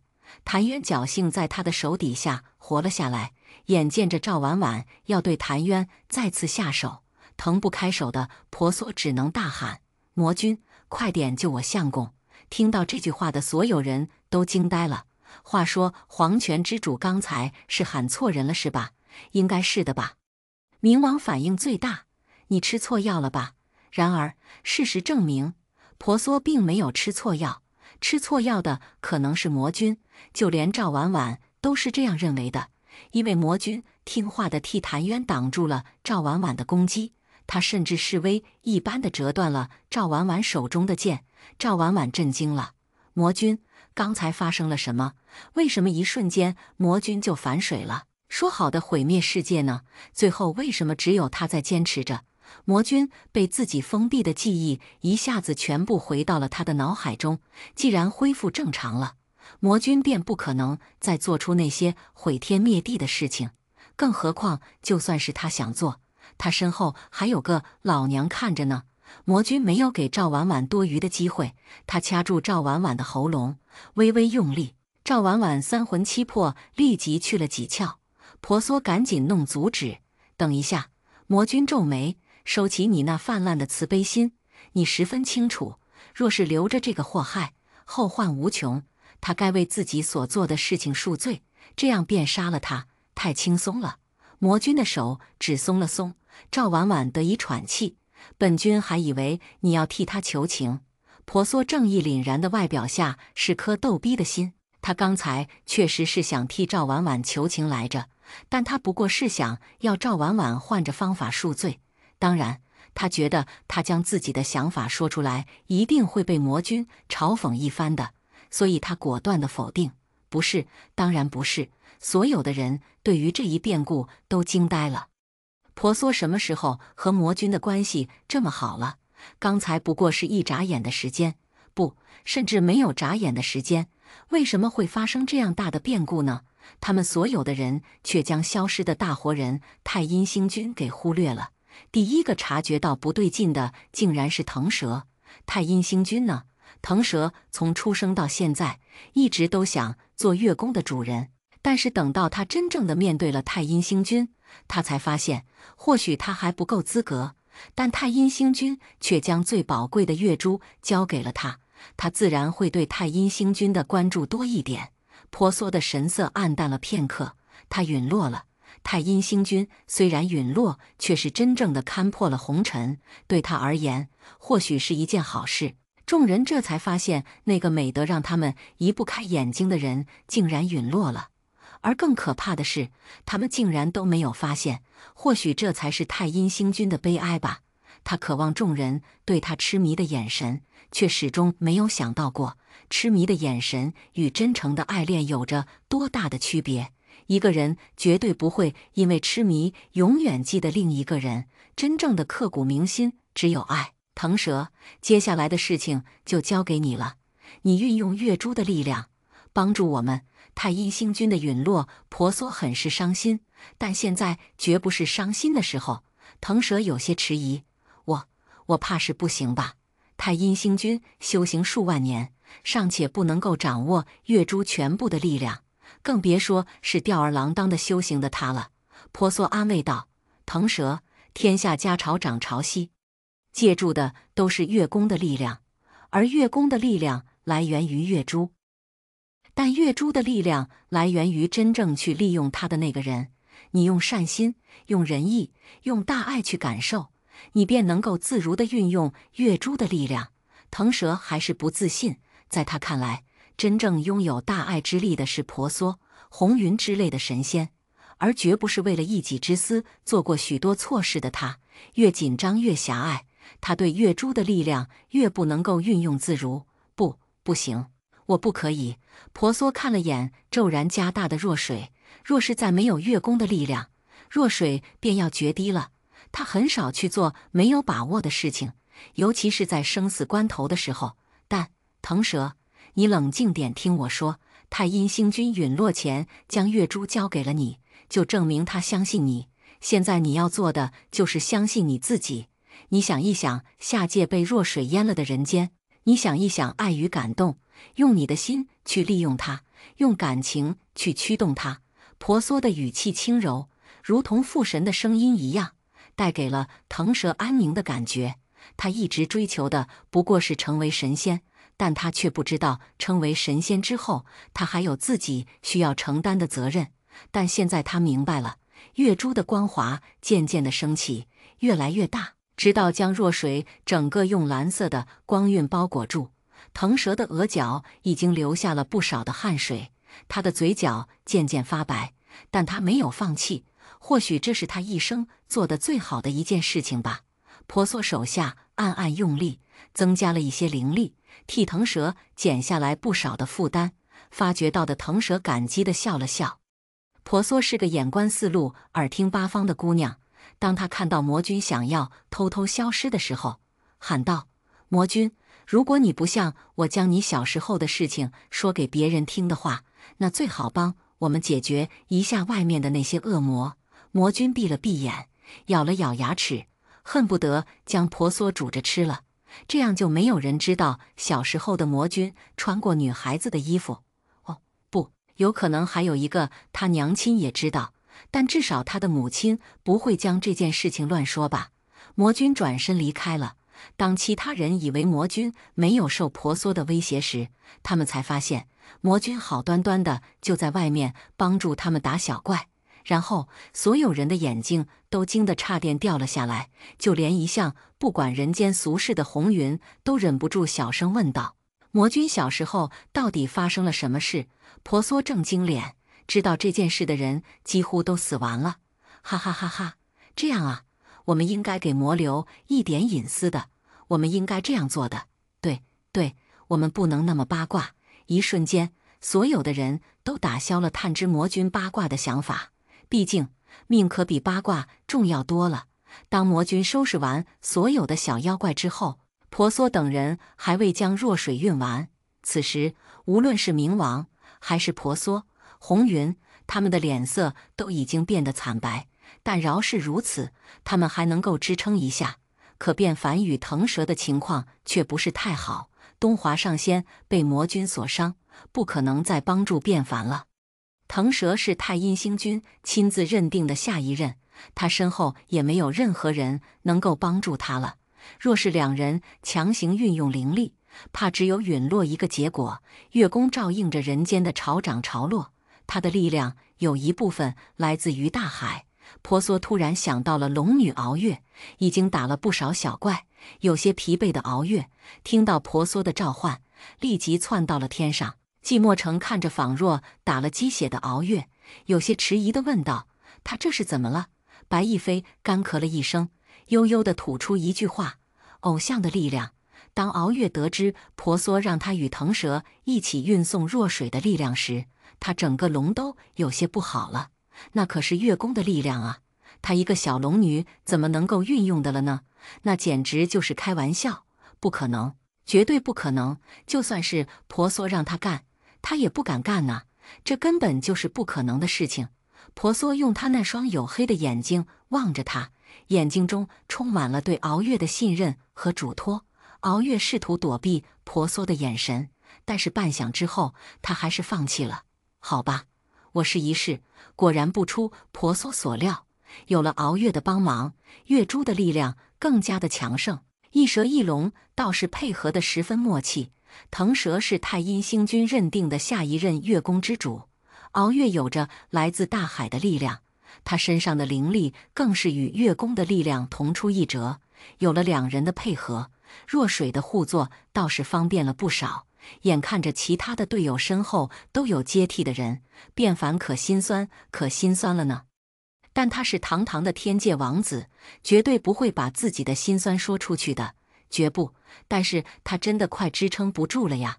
婆娑感觉到卞凡渐渐消散的力量，一时间也乱了方寸。卞凡的力量看似最简单，但其实最难找到相同的。他迅速地在脑海中搜寻了一遍，却没有找到任何一个合适的人选。就在他破罐子破摔，想要让白亦菲试试的时候，他却突然间感觉到了下方卞凡力量的增强，强到那股力量让婆娑都有些承受不住，不得不赶忙喊道：“慢一点，慢点呐！”卞凡看着身边漂亮的姑娘收回了几成的灵力，眼中充满了好奇。绿色的衣衫包裹着苗条的身姿，白嫩的脸庞上染上了一丝粉色，唇如豆蔻，眼睛大大的，像是要溢出水一般。更重要的是，这个姑娘帮助了他，救了他的命，她可真美呀，还那么的善良，灵力还那样的深厚，这样的女人简直就是上天送给他的仙女。卞凡这样想。姑娘看着卞凡英俊的脸庞，他坚毅的眼神，他上翘的嘴角，只要他一笑，仿佛大地回春一般。他长得可真好看，这样的男人简直就是他相公的最佳人选。魔君的老娘这样想。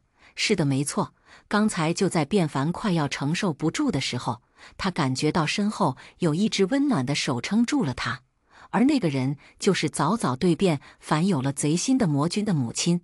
两个人对彼此的第一印象都好得很，在心中更是将对方当做了相公娘子最适合的人选。我叫卞凡，卞凡像是个情窦初开的小伙子一样，害羞异常地将自己的名字告诉了魔君老娘。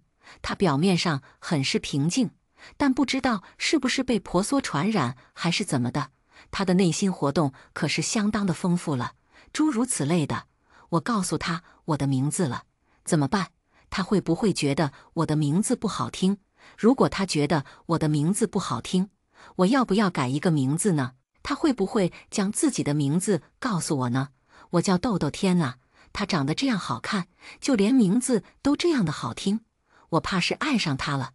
官儿杂，我给你找了一个后爹呀！你的名字真好听。卞凡像个毛头小子一样赞美着心上人的名字，就算心上人说他叫做阿牛，他也会觉得好听的。谢谢，你的名字也很好听。若是婆娑在这里，一定会忍不住吐槽，一个是酷炫狂拽的天族王子，一个是强抢男人的万年灵兽，两个人在这里装什么纯情啊？幸好婆娑没有在这里，两个人才能够肆无忌惮地用纯情掩饰他们在调情的事实。这日含情脉脉，但上面的婆娑却不太好，因为谭渊已经醒过来了。对的，谭渊一觉醒来之后，才发现原来自己错过了那么多的事情，而这一切的罪魁祸首就是那个他让在心尖上的女子。谭渊的眼神从没有这样炙热过，不要误会，绝对不是那种炙热，而是生气的炙热。他蹲坐在婆娑身边，全身上下写满了我很生气，我非常生气，哄我都没有，但是不哄我，我会更生气。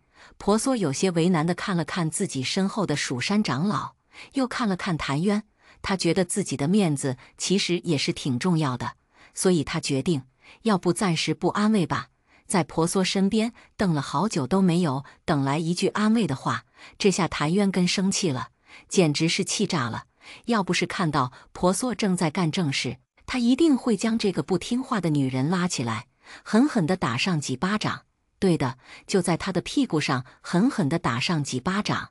众人用了7天7夜才将若水运送完，而几天前还想着要在婆娑屁股上狠狠地打上几巴掌的谭渊，看到婆娑苍白的脸色，看着躺在他怀中安安静静的姑娘，他哪里还记得起要打着这个不听话的小姑娘几巴掌啊？疼他尚且来不及呢，又怎么会打他呢？在场的人几乎都晕了一半，没有晕的也差不多快晕了。这些人付出了这样大的代价，就是为了送若水上天，那是他们心甘情愿的选择。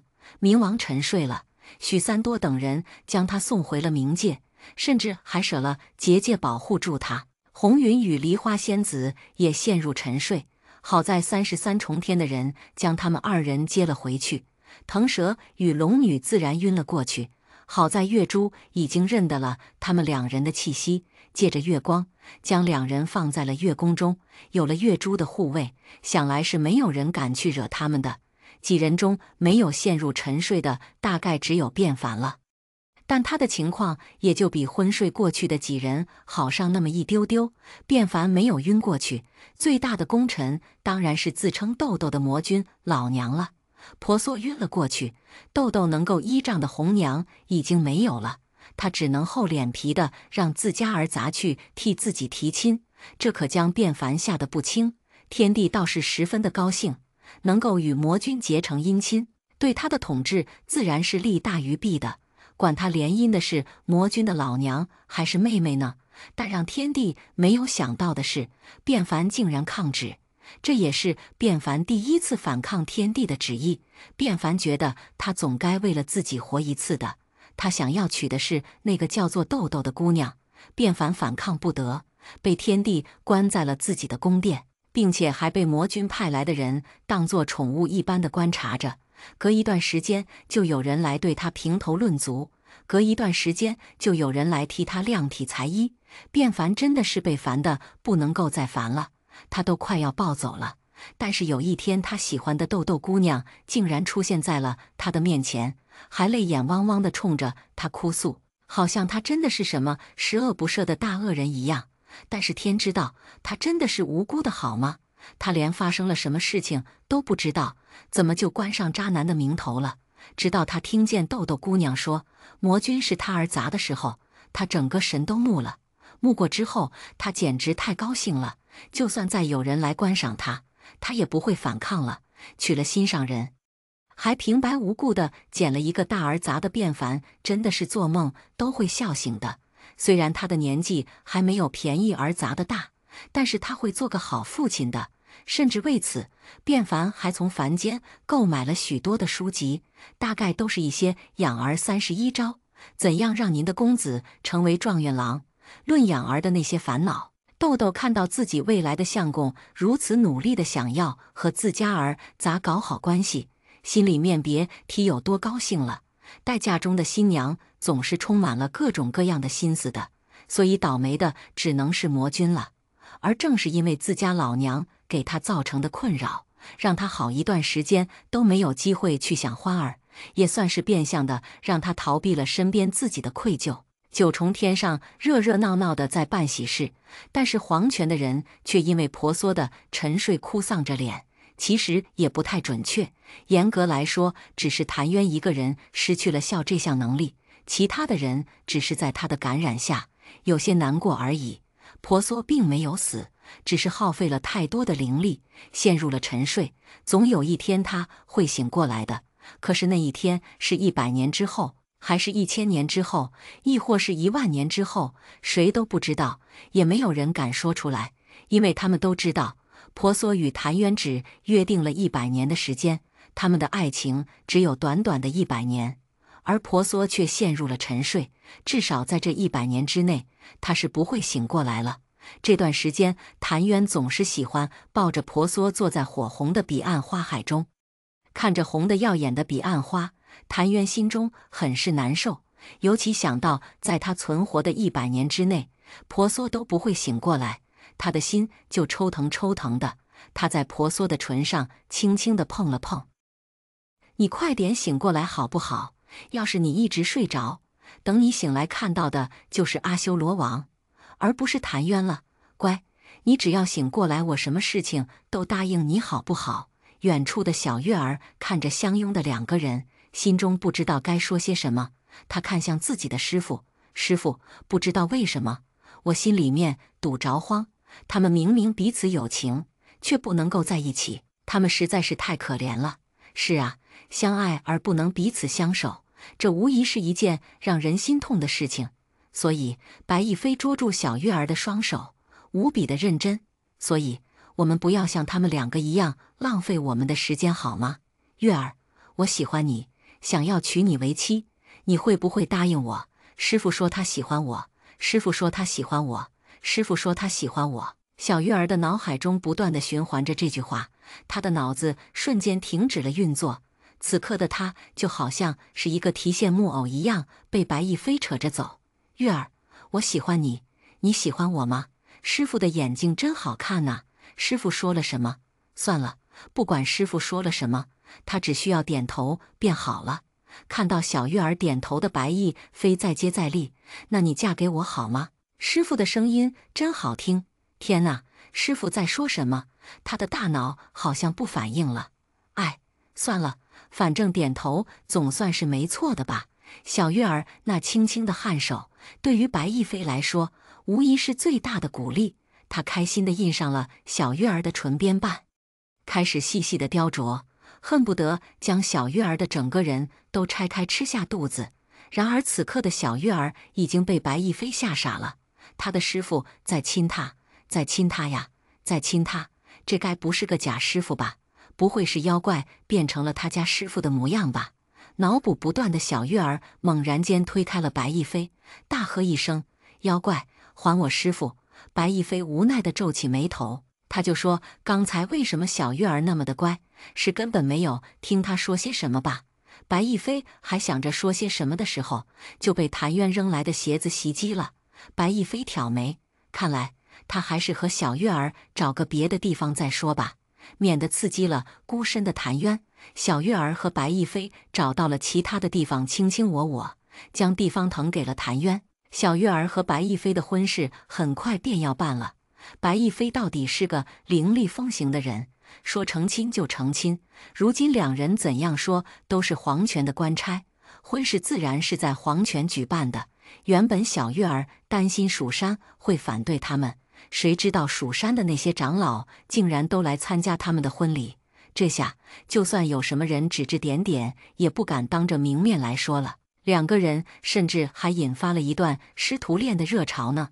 他们二人的感情更是被蜀山的人当作是正面教材来宣传，大概意思就是修仙者是不反对道侣的，也是不反对师徒恋的，也不反对什么姐弟恋，更不反对门当户对的感情，但必须前提是两个人共同进步，共同发展，最好能够共同成仙。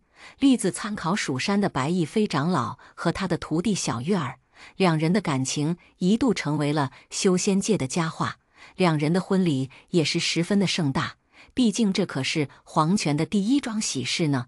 红衣和柔儿娇儿更是开心的几天都没有睡觉，好像成亲的是他们一样。再加上九头鸟的宣传，皇权的这桩喜事可谓是人尽皆知了。虽然九头鸟现在只剩一颗头了，也幻化成了一个俊俏的公子，但是他的那张嘴还真的是没有变啊！就算是皇权和冥界的所有女人加起来与他吵架，也是吵不过他的。九头鸟变成了公子哥，和寂寞城站在一起，倒是吸引了不少女鬼的目光。但那些女鬼一想到两人的八卦能力，只能意兴阑珊了。红衣负责当天的新郎新娘的嫁衣，柔儿负责当天的贺礼接收，娇儿则管着宾客的往来。采花蜂嘛，当然是负责婚礼上的菜食了。宾客名单上更是应有尽有。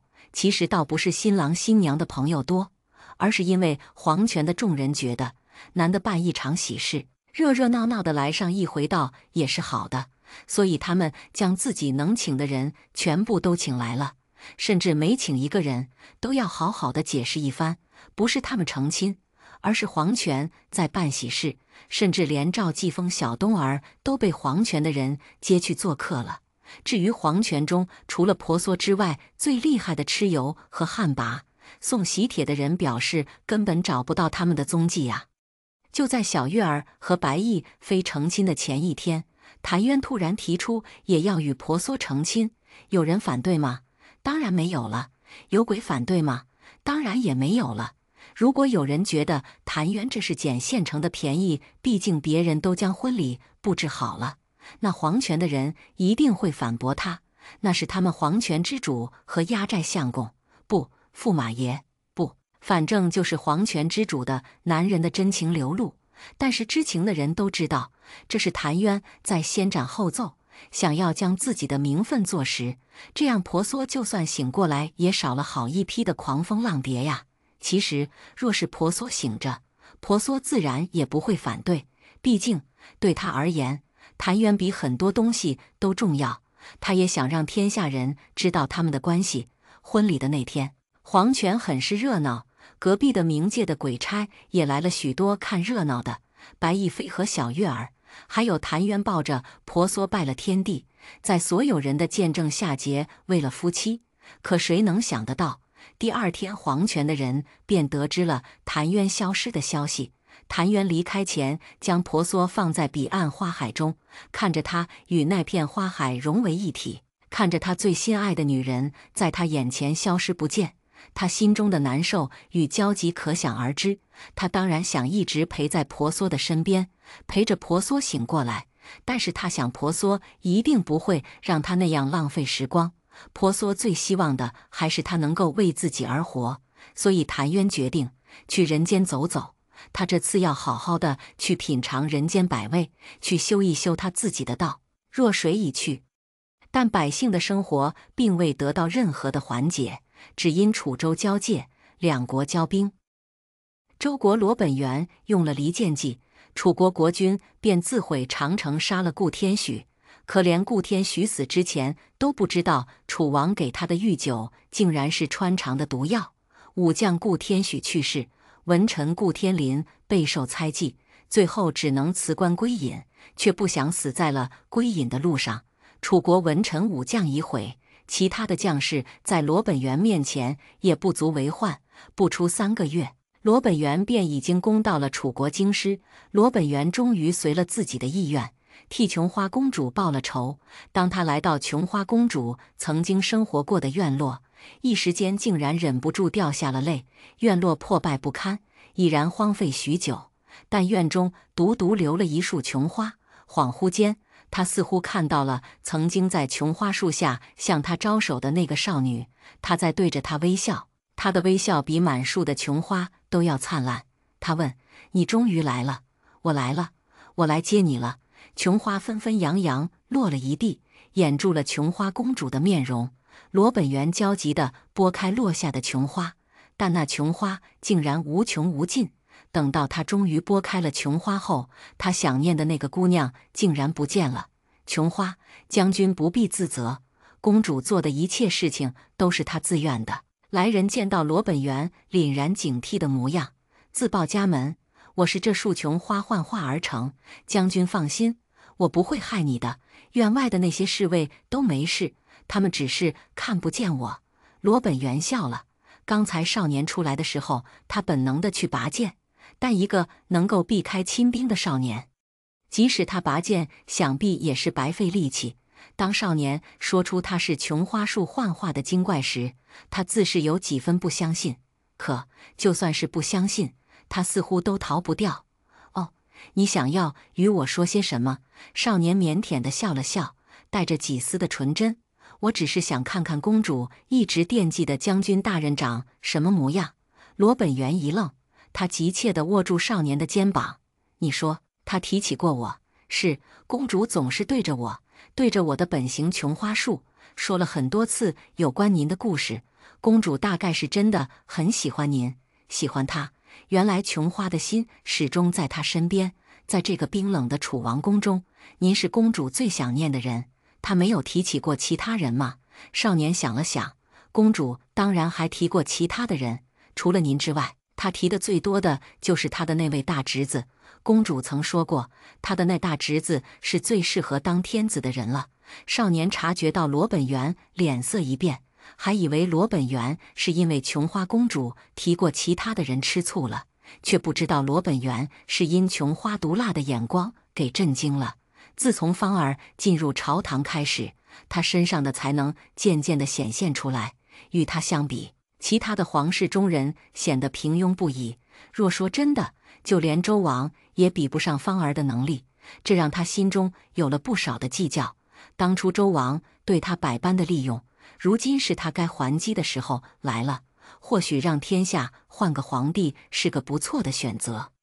少年觉得自己可能说错话了，赶忙补救：“将军，公主心中最惦记的还是您。”罗本元拍了拍少年的肩膀：“我知道，这下罗本源是真的相信少年是那棵琼花树了，单纯中带着对世俗的好奇，本能的想要去帮助人。除了精怪，世间哪里还有这样的人啊？你接下来打算去哪里？因为琼花公主，罗本源难免对眼前的少年多关心了一点。少年神色暗淡，宫中的人除了琼花公主，每个人都存在着自己的心思。若不是少年最初是因为琼花公主对罗本源的思念幻化而成，怕也是会长成一个为非作歹的妖怪。我想去深山中修炼，可惜我的本体在这里，我灵力低微，是离不开这里的。罗本源笑道：“这有何难？我识的一个道人，让他帮帮你便好了。”少年兴奋异常，学着人类的模样跪地谢恩：“小妖多谢将军大德。”罗本源扶起了少年，顿了片刻，才问道：“他去时可还安详？”少年恍然大悟，公主死前虽然被人灌了毒药，死后甚至被人一把火烧了尸体，可是公主走得很安详。随着少年的话，罗本源的脸色越来越沉。毒药、火烧，那些人竟然敢这样对他，罗本源又岂会轻而易举地放过他们？罗本源身边的道人原是云隐，云隐离开黄泉后，恰巧遇上了罗本源。罗本源念及云隐的本事，将人留在身边。云隐在周国京师发现了真龙天子之气，本想着去寻找真正的天子，谁知道正巧被罗本源遇上。云隐转念一想，若是能够接近周国的将军，岂不是能容易接近那道帝王之气了？因此也自愿留在了罗本源的身边。云隐的本事不小，在罗本源身边也是做出了许多事情，故此才能够得到罗本源的重用。罗本源让云隐帮助了琼花少年回归了他想要去的清净之处，而那些曾经害了琼花公主的人，皆没有好下场。一时间，楚国王宫成了人间地狱。琼花是怎么死的？罗本源要那些人付出100倍、1000倍的代价。罗本源只是一声令下，自然有人替他去办那些事情，而他只需要静静地等待着好消息。楚王自缢，楚国的大臣降的降，死的死。罗本源带着对琼花的愧疚，恨不得屠城，但到底还是留了一点理智。饶是如此，楚国京师还是变成了人间炼狱。见到罗本源的疯狂，他手下的将领原本想要劝些什么，但你自从领头的人被当众打了50大板后，再也没有人敢说什么了。直到谭渊的到来，故事未完待续，请订阅我们的频道，我们将持续更新，点赞越多更新越快。完整版可关注频道播客。我们下期视频再见。